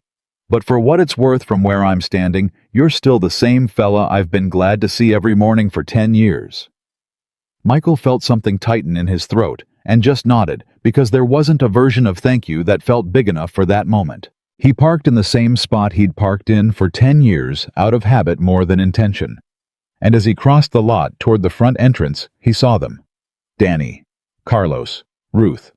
All three of them standing near the front doors, clearly having arrived early on purpose, clearly having no intention of going to their normal posts until they knew what was happening. "You didn't have to come," Michael said as he reached them. "Yeah, we did," Danny said. "You think we were going to sit on the floor all morning wondering what's happening 3 stories up? Not a chance." Ruth reached out and squeezed his arm, the same gesture from Thursday, except this time her eyes weren't wet with apology, They were sharp with something closer to anticipation. "Whatever's about to happen in there," she said, "you make sure they hear every word of what really went on. Don't you dare go soft on them." "I don't plan to." Carlos, still looking a little shell-shocked from his own confrontation with Gary 5 days earlier, shifted his weight nervously. "Is it true what people are saying, that there's some kind of legal thing happening, that somebody big is involved?"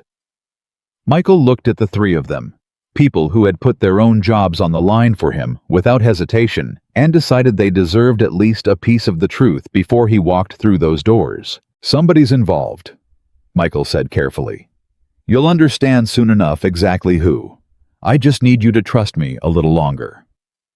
He left them standing there, three people who had believed in him when believing cost them something, and walked into the building that had once been nothing but blueprints on a folding table under bad lighting, back when he was a different kind of man entirely. The lobby was quieter than usual. A handful of employees stood near the elevator bank, whispering clearly, having heard some version of the rumor mill's take on the emergency board session, none of them anywhere close to the actual truth. Michael kept his head down and walked past them toward the executive elevator badge, less technically no longer an employee, but nobody stopped him. Word had clearly already traveled that something bigger than routine business was happening on the third floor. Victoria Bennett was already in the third-floor conference room when Michael stepped off the elevator, standing near the window with a coffee she hadn't touched. Her reflection ghosted faintly against the glass. She'd barely slept in 3 days. She looked it. She hadn't seen Michael in a suit before. It threw her more than she expected it to, seeing the man she'd fired standing at the conference room door, dressed like he belonged in a boardroom more naturally than half the executives already seated at the table. "Michael." Her voice came out smaller than she intended. "Victoria." Neither of them said anything else for a moment. There was too much sitting between them, unsaid and unresolved, for small talk to make any sense at all. "I don't know what's about to happen in this room," Victoria said, finally quiet enough that only he could hear it. "But I have a feeling I'm not going to like finding out how wrong I was." Michael looked at her for a long moment, and something in him, the part that had spent 10 years learning patience, learning grace, learning what actually mattered when the world tried to strip a man down to nothing, softened just slightly. "Nobody in this room is going to enjoy what happens next," he said. "Truth rarely feels good going down, but it's still the only thing worth standing on." Before she could respond, the door opened behind them, and Richard Colton walked in, flanked by 2 board members Michael didn't recognize, and trailing just behind them, a tall, silver-haired man in a gray suit carrying a leather folio that Michael recognized instantly. Harold Finch had come in person. "Mr. Reynolds," Harold said, extending a hand, warm and steady, the handshake of a man who had waited a very long time for this particular introduction to happen in front of an audience. "Good to finally do this properly." Richard Colton's eyebrows shot up so fast, it would have been almost comical under different circumstances. "You two know each other?" "We've known each other 12 years, Harold said simply. "Since before this company had a name." The room went very still. Victoria's coffee cup froze halfway to her lips. One of the unnamed board members actually leaned forward in his chair, as if physically trying to get closer to whatever was about to be said. "I think," Richard said slowly, looking between Harold and Michael with the dawning weight of a man putting together a puzzle he'd been staring at for 3 days, "we should all sit down." They did. Michael took a seat at the far end of the table, not the head. Not because he was hiding anymore, but because he'd never needed the head of a table to know his own worth. Victoria sat 2 seats down from him, unable to stop glancing his way every few seconds, like she was still trying to reconcile the man she'd fired with the man Harold Finch had just called by his first name like an old friend. Gary Whitfield arrived 4 minutes late, sweating slightly despite the room's air conditioning, and the moment he saw Harold Finch seated at that table, his whole face drained of color so fast that Ruth, watching through the small conference room window from the hallway where she absolutely was not supposed to be standing, actually gasped out loud. "Gary," Richard said, gesturing to the one remaining empty seat directly across from Michael. "Sit down. We have a great deal to discuss." Gary sat. His hands, Michael noticed, would not stop moving, straightening papers that didn't need straightening, adjusting a tie that was already straight. The small, involuntary ticks of a man whose body had already understood what his mind was still trying to deny. Richard opened the meeting without preamble, the way a man does when he no longer has patience for pleasantries.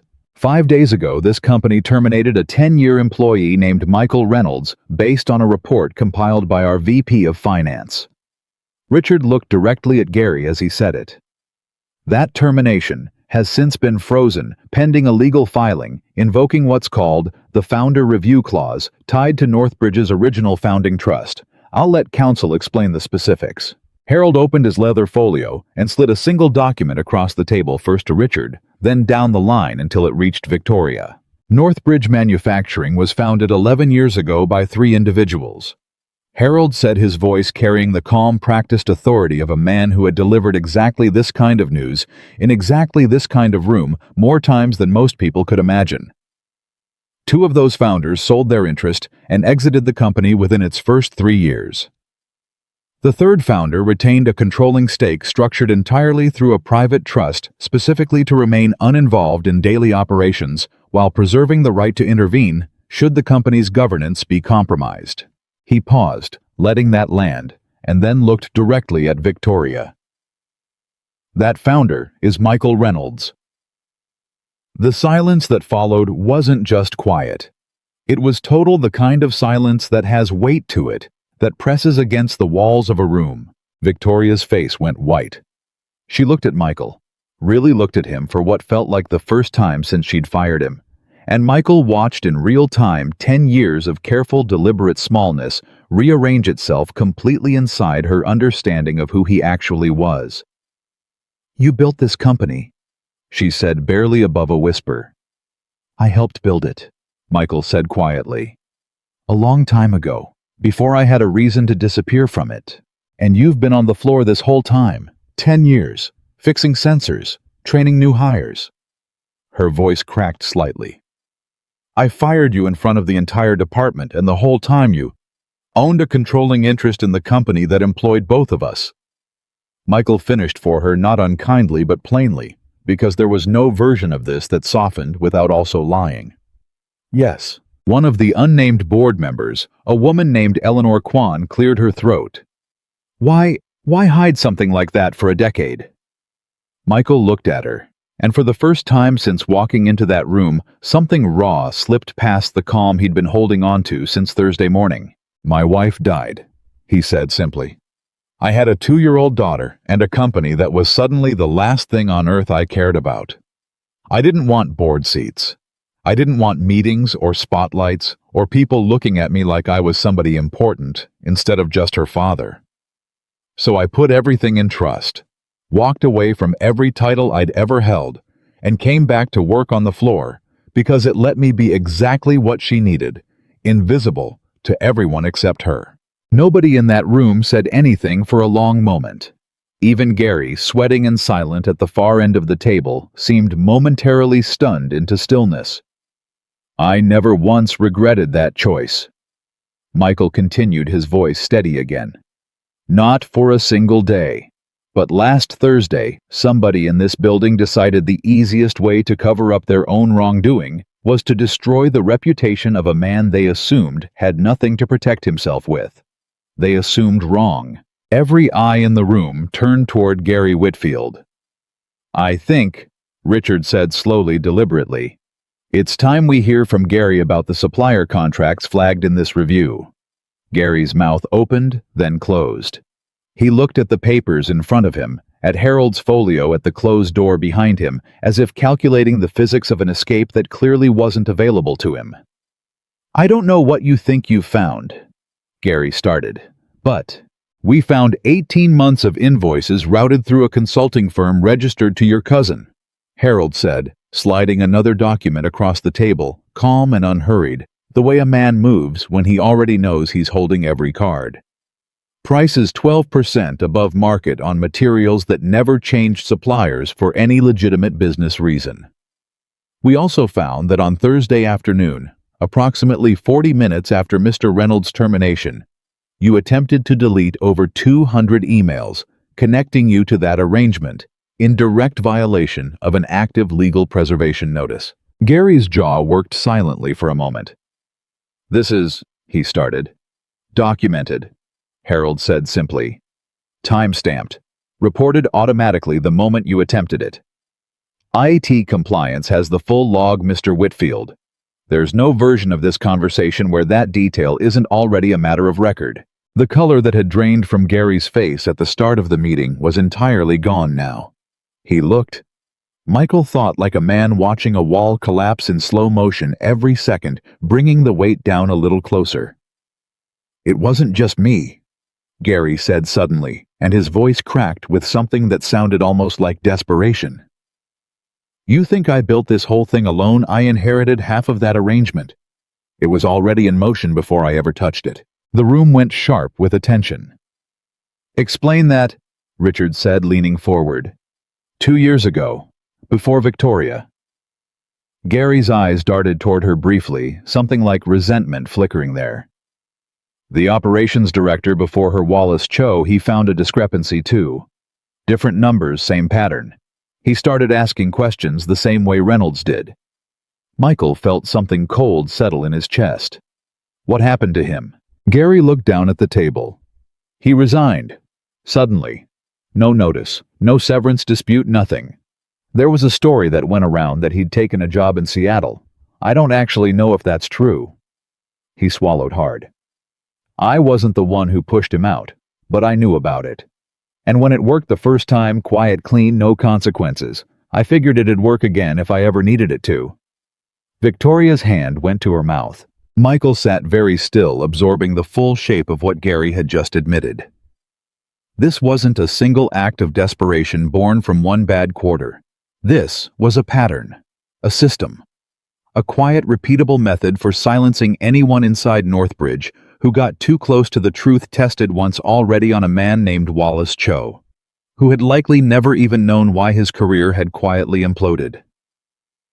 Who else knew?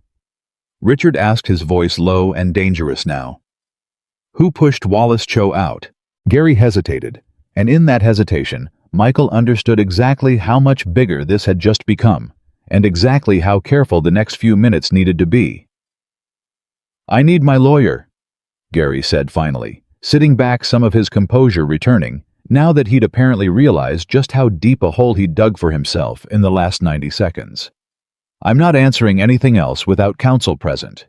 "That's your right," Richard said flatly. "But understand something, Gary. As of this moment, you're relieved of your position at Northbridge Manufacturing, effective immediately pending a full independent investigation into financial misconduct, evidence tampering, and potential involvement in the wrongful termination of at least 2 employees. This board will be forwarding everything discussed in this room to outside legal counsel, and depending on what that investigation finds, quite possibly to the district attorney's office as well." Gary stood so fast his chair nearly toppled behind him. For a moment, Michael thought he might actually try to argue, might try one more angle, one more deflection. The man had clearly built an entire career on finding the next angle when the last one failed. Instead, Gary just looked around the table at faces that had gone from stunned to disgusted in the space of a 15-minute conversation, and seemed to finally understand there wasn't an angle left to find. "This is a witch hunt," he said, but it came out hollow, unconvincing even to his own ears. "It's an audit," Richard said. "One you should have expected the moment you decided to falsify records to protect yourself. Security will escort you out." 2 security officers. Michael hadn't even noticed enter the room, stepped forward from the back wall, and Gary Whitfield, VP of Finance, architect of a scheme that had already cost one man his career and nearly cost Michael. Everything walked out of that conference room in complete silence, not looking at anyone, his footsteps echoing down the hallway long after the door closed behind him. Nobody spoke for almost 30 seconds. Then Eleanor Kwan cleared her throat again. "I'd like to formally move that Michael Reynolds' termination be reversed immediately, back pay issued for the time missed, and that this board extend a formal apology for the conduct that led to it." "Seconded," said the other board member, a quiet man Michael hadn't heard speak once until that moment. "All in favor," Richard said, and every hand around that table went up, including, after a visible beat of hesitation, Victoria's. Michael sat there for a moment, feeling the strange, disorienting whiplash of watching a room full of powerful people undo in 90 seconds what had taken them 15 minutes to inflict 5 days earlier. "I appreciate the vote," Michael said slowly once the room quieted again. "But I need to say something, and I need all of you to actually hear it." Every eye turned to him. "I don't want my old position back the way it was," he said. "I don't want a title, and I don't want a corner office. What happened to me on Thursday could have happened to anyone in this building who noticed something wrong and didn't have a legal filing sitting in a drawer waiting to protect them. Ruth Alvarez saw the same discrepancies I did months before I did, and she went to her supervisor and got told to mind her own department. Carlos got handed a fabricated statement with his name on it and had to stand up in a hallway and call it out publicly just to be believed. And Wallace Cho." Michael's voice tightened. "Wallace Cho apparently lost everything 2 years ago for doing exactly what I did, and nobody in this room even knew his name until 5 minutes ago." He looked around the table, letting that settle. "That's not a Gary Whitfield problem," Michael said. "That's a structural problem. And if this board is serious about making this right, it doesn't end with firing one man. It ends with making sure the next person who notices something wrong doesn't have to risk everything just to be heard."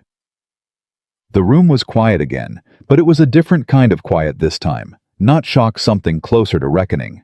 "What are you proposing?" Richard asked. "I'll put it in writing," Michael said.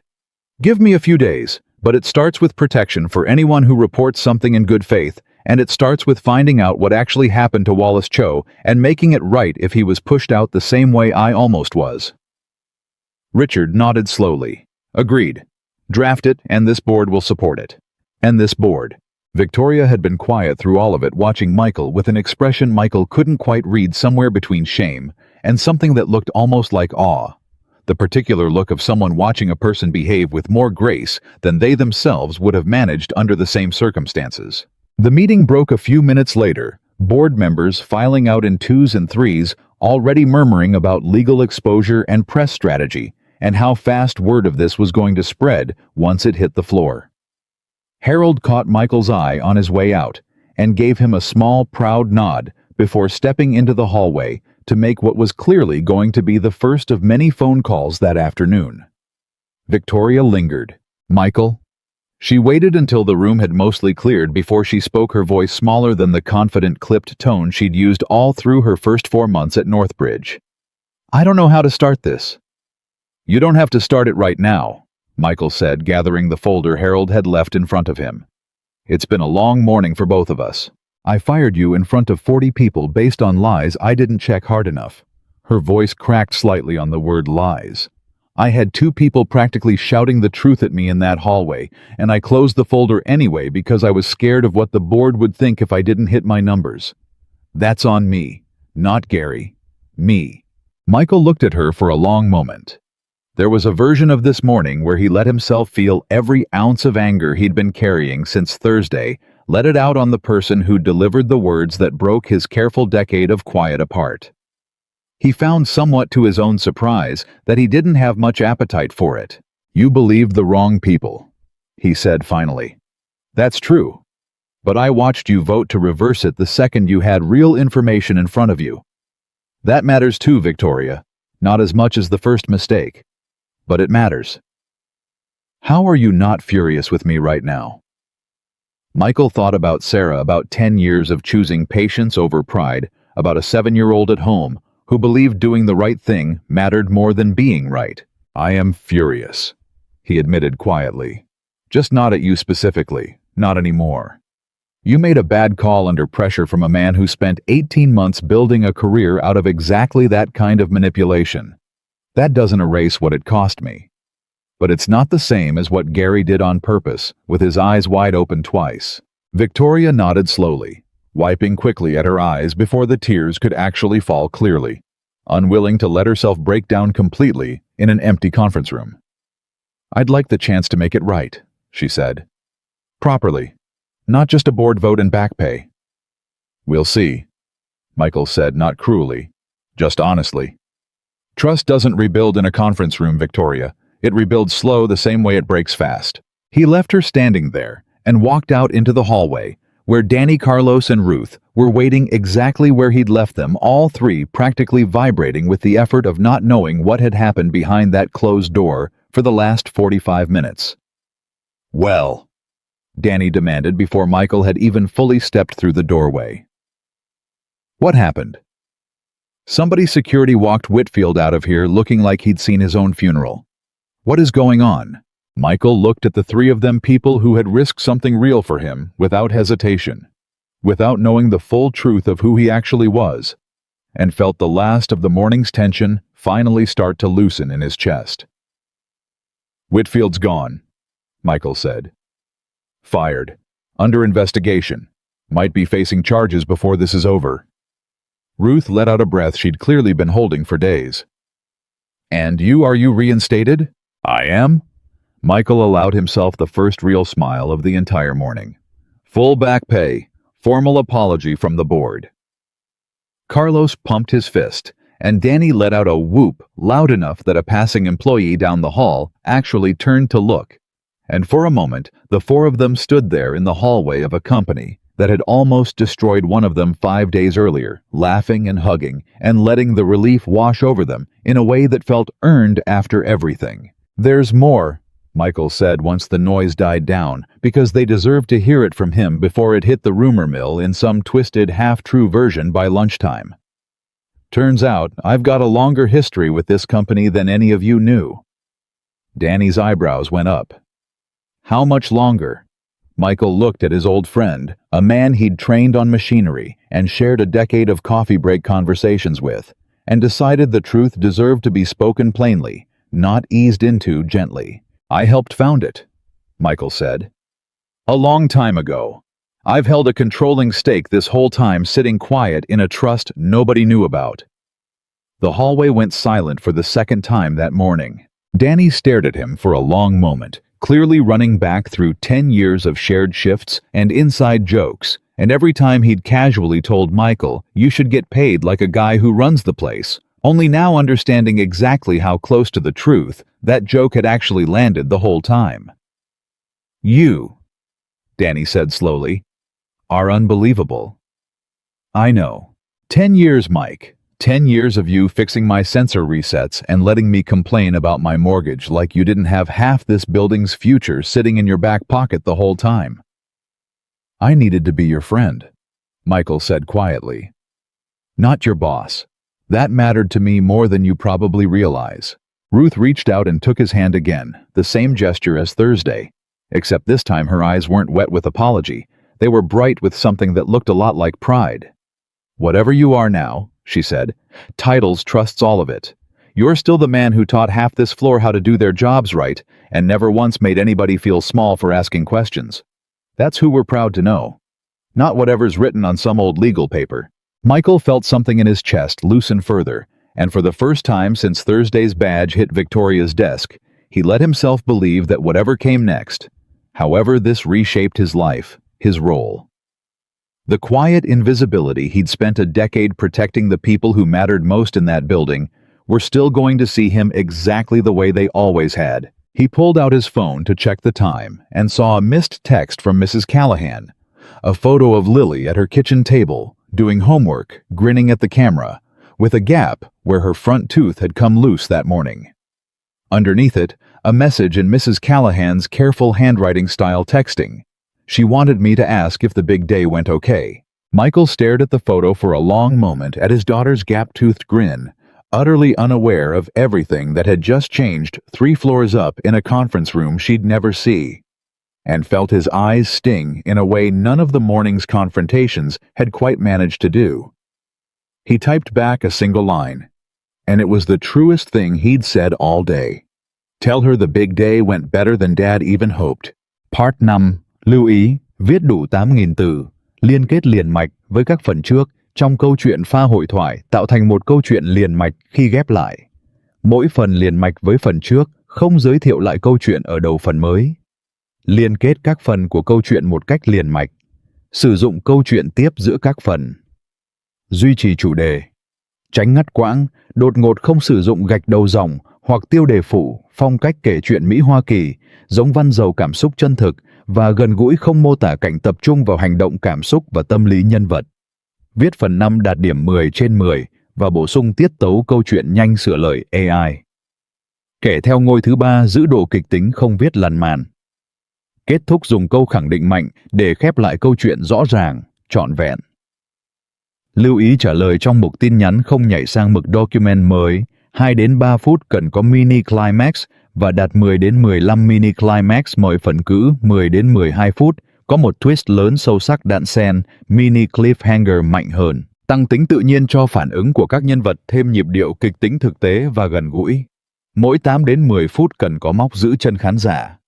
Lưu ý không mô tả cảnh viết văn bản phù hợp với TS và chỉ cần viết nội dung và viết đúng lệnh nhé. Show more orchestrated comprehensive narrative resolution spanning investigation closure, character, redemption arcs, and thematic culmination. Orchestrated comprehensive narrative resolution spanning investigation closure, character redemption arcs, and thematic culmination. The text came back almost instantly. 3 words that made Michael smile, even standing in a hallway full of the wreckage of a fraud investigation. Best day ever. He pocketed the phone and looked at Danny Carlos and Ruth, all 3 of them still riding the high of watching Gary Whitfield walk out in disgrace, and felt something settle into place inside him that had been unsettled for 5 long days. "Come on," he said. "I think we've all earned a long lunch." They didn't get one. Not that day. Because word moves through a company like water finds a crack, and by the time Michael made it back down to the lobby, half the floor already knew something enormous had happened on the 3rd floor, even if the details were still tangled up in rumor. By Tuesday, the details weren't rumor anymore. Harold had warned him it would happen fast once the filing went public, and he hadn't exaggerated. A local business reporter picked up the story from a court filing related to Gary's suspension, and within 48 hours, it had grown legs nobody at Northbridge could control. Founding owner worked the factory floor for a decade before being fired by his own company. Michael's photo, an old one from a company newsletter nobody remembered existed, started circulating alongside headlines that made him wince every time he saw them. "You're famous," Lily announced one morning over cereal, holding up her tablet with the particular pride of a 7-year-old who'd just discovered her father's face on the internet.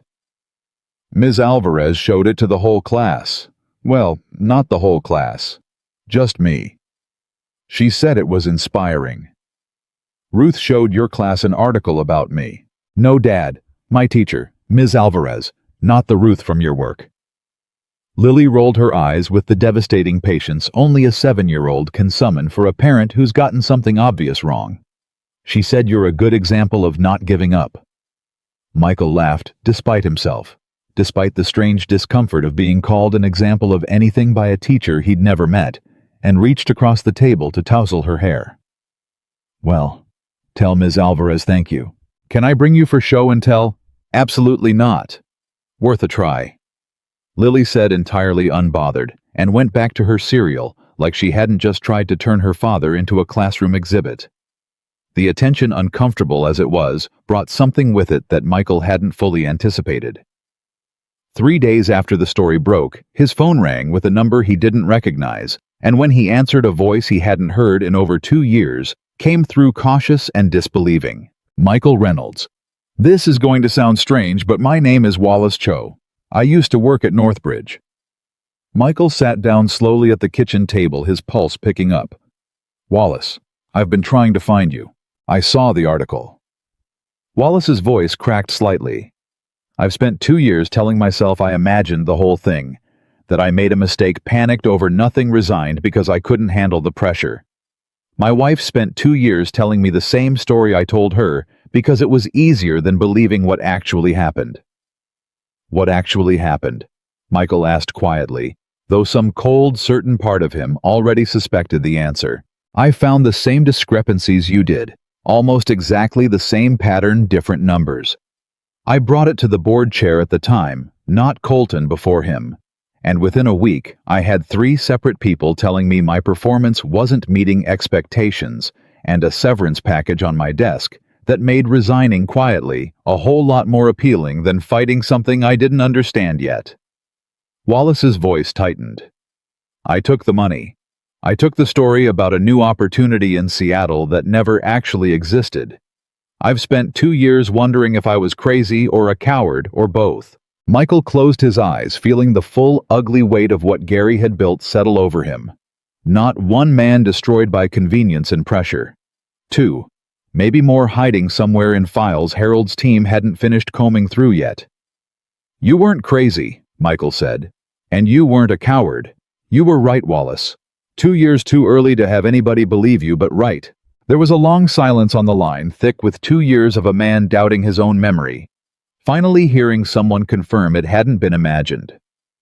What happens now? Wallace asked, his voice unsteady. Now, Michael said, you talk to my lawyer, and we make this right as much as 2 years can be made right after the fact. That call became the first thread of something Michael hadn't fully planned when he stood in that conference room and told the board this wasn't just a Gary Whitfield problem.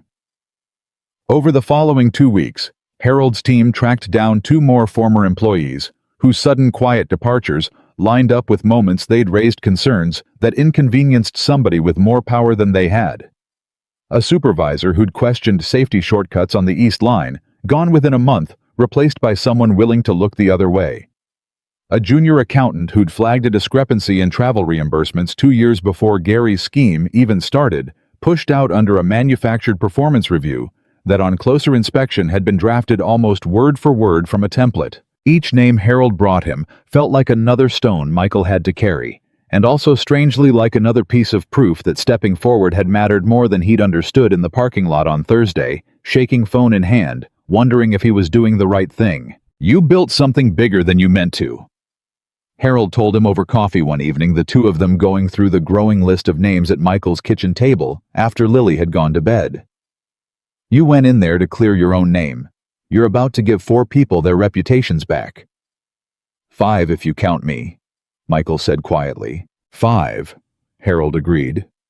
Doesn't happen often a man walks away from something like this without wanting to burn the whole building down out of spite. I've seen a lot of these situations, Michael. Most people, once they've got the power to make somebody pay, they use every ounce of it. Michael thought about that for a long moment, turning his coffee cup slowly in his hands. I thought about it, he admitted. That first night after everything happened. Some part of me wanted Gary gone, wanted Victoria gone, wanted the whole board to feel exactly what I felt, standing in that hallway with my badge in my hand. He shook his head slowly. But that's not the company I built with Sarah. That's not the man I want Lily to grow up watching. Punishing everybody who is ever afraid of losing their job under pressure, that's not justice. That's just a different kind of cruelty wearing justice's clothes. Harold studied him a long moment, something like genuine respect settling into his expression.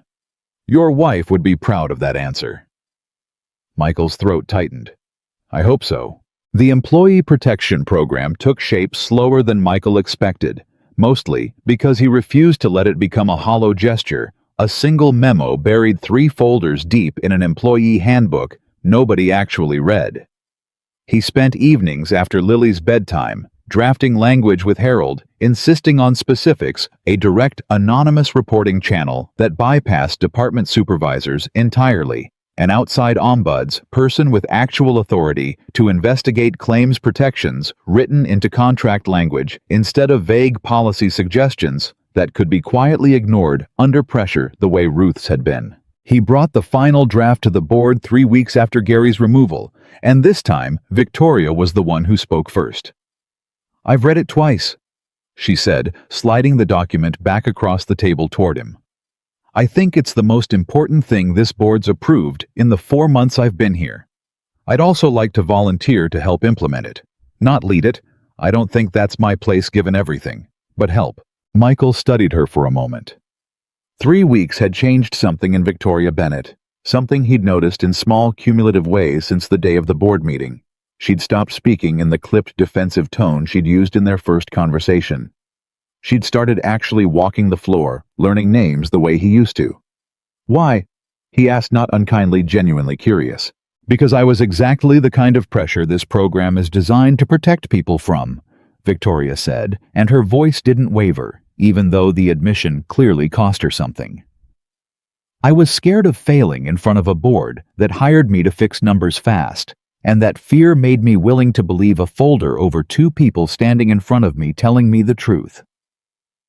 If this program had existed 3 months ago, Carlos wouldn't have had to shout the truth in a hallway to be heard.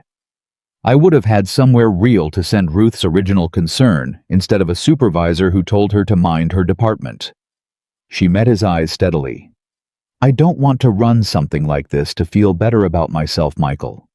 I want to build it because I understand exactly what it's protecting people from. I lived on the wrong side of it. Michael considered her for a long moment, weighing the words against 3 weeks of watching her actions rather than just listening to her apologies.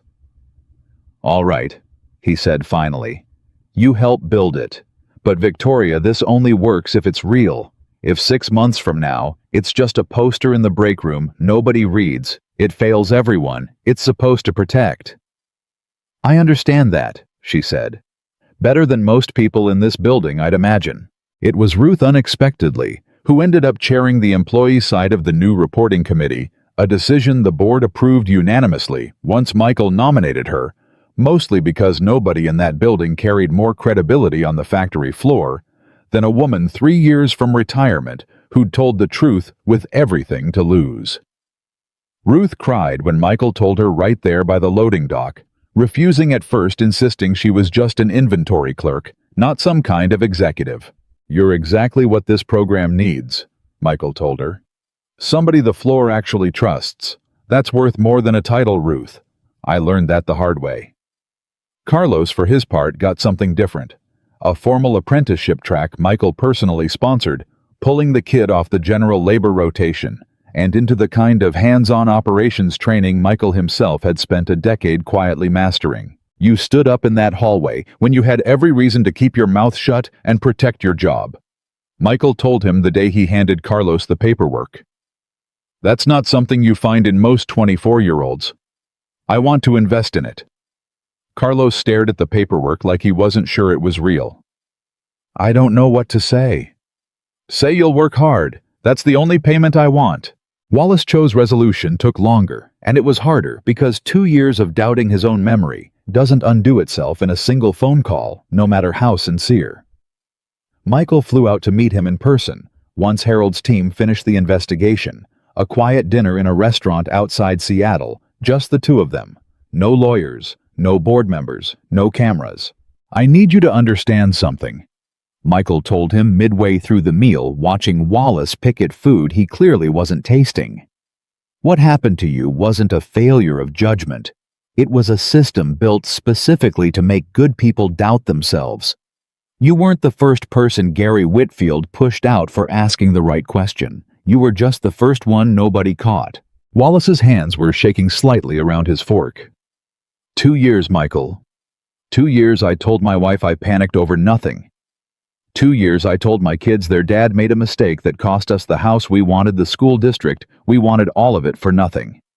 I need you to understand what it does to a man believing for 2 years that he broke his own family over a mistake he didn't actually make. Michael reached across the table, and for a moment, the 2 of them just sat there.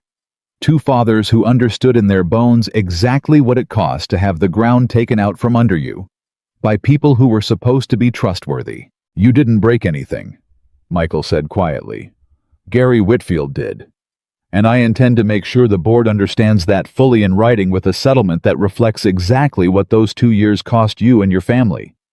Not because it undoes it, because it's the truth finally on the record where it should have been 2 years ago. Wallace Cho cried at that restaurant table quietly, the careful, contained crying of a man who'd spent 2 years convincing himself he wasn't allowed to, and Michael sat with him through every minute of it, saying nothing else, because sometimes the truest form of restitution isn't a settlement number.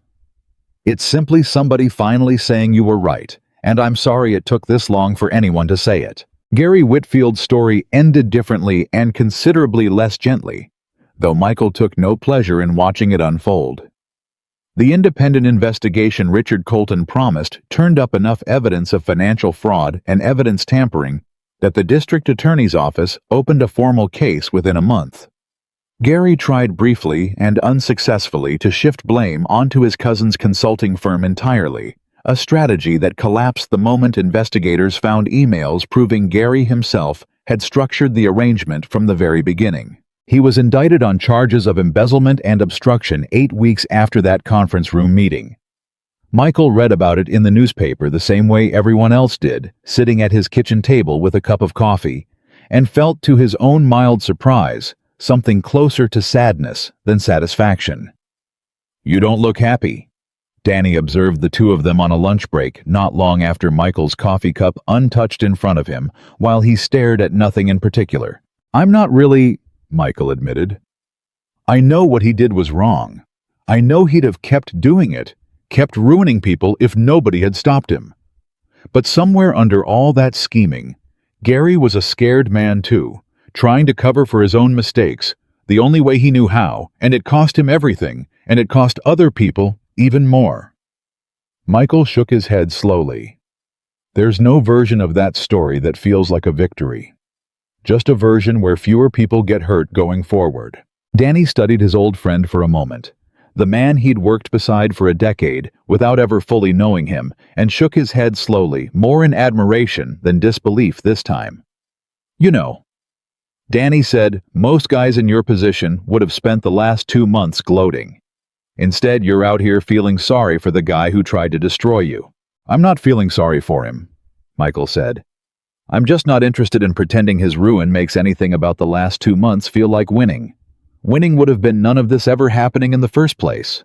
Danny didn't have an answer for that, and honestly, neither did Michael, not fully. But it was the truest thing he could say about the whole ordeal, and he'd learned a long time ago, standing in a hospital room, holding Sarah's hand, through the last conversation they'd ever have, that the truest thing was always worth more than the comfortable one. 6 months after the badge hit Victoria's desk, Northbridge Manufacturing looked on paper almost unrecognizable from the company it had been. The Employee Protection Program had processed 11 reports in its first 4 months, 7 of which turned out to be legitimate concerns, caught and corrected, before they became anything close to what Gary had built. Ruth ran her committee with a steady, no-nonsense authority that made her, by unofficial floor consensus, more respected than half the executive team combined. Carlos was 2 months into his apprenticeship, sharper every week, already fielding questions from newer hires the same way Michael once had. Wallace Cho, after months of careful, patient conversation, had accepted a senior operations role, not at Northbridge, but at a sister company. Michael quietly helped connect him with close enough to home that he didn't have to uproot his family a second time. And Victoria Bennett had become, in the strange, unpredictable way people sometimes surprise you, one of the most vocal internal advocates for the very program built to catch the kind of mistake she'd once made. Michael found her in the break room one afternoon in early spring, staring at a whiteboard covered in notes for the program's first-year review coffee, going cold in her hand exactly the way it had the day the whole thing started. "You've been at this a while," he observed, leaning against the doorframe. "Trying to figure out how to explain to the board why our reporting numbers went up instead of down this quarter without it sounding like the company's falling apart." She glanced over, a tired but genuine smile crossing her face. "It's the opposite, obviously. More reports means people finally trust the system enough to use it. But try explaining that to a room full of people who think good news means silence. You'll figure it out.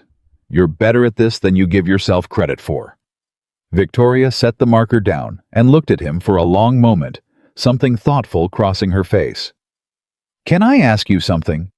Honestly." "Go ahead. Why didn't you leave after everything? You had every reason to walk away from this place entirely, cash out, disappear somewhere none of us could ever find you again. Instead, you stayed, and you built something that mostly benefits people who aren't even you." Michael considered the question seriously, because it deserved a serious answer, and because he'd asked himself some version of it more than once over the last 6 months. "My wife and I built this place believing it could be something good," he said finally. "Not perfect. Good. Somewhere people could work hard and be treated fairly and go home at the end of the day to the things that actually mattered, their families, their kids, their own lives. Somewhere along the way, before Gary, before you, before any of this, that got lost a little. I had a chance to walk away with a settlement and never look back. Instead, I got a chance to put it back on the path Sarah and I actually meant for it all those years ago on a folding table with bad lighting.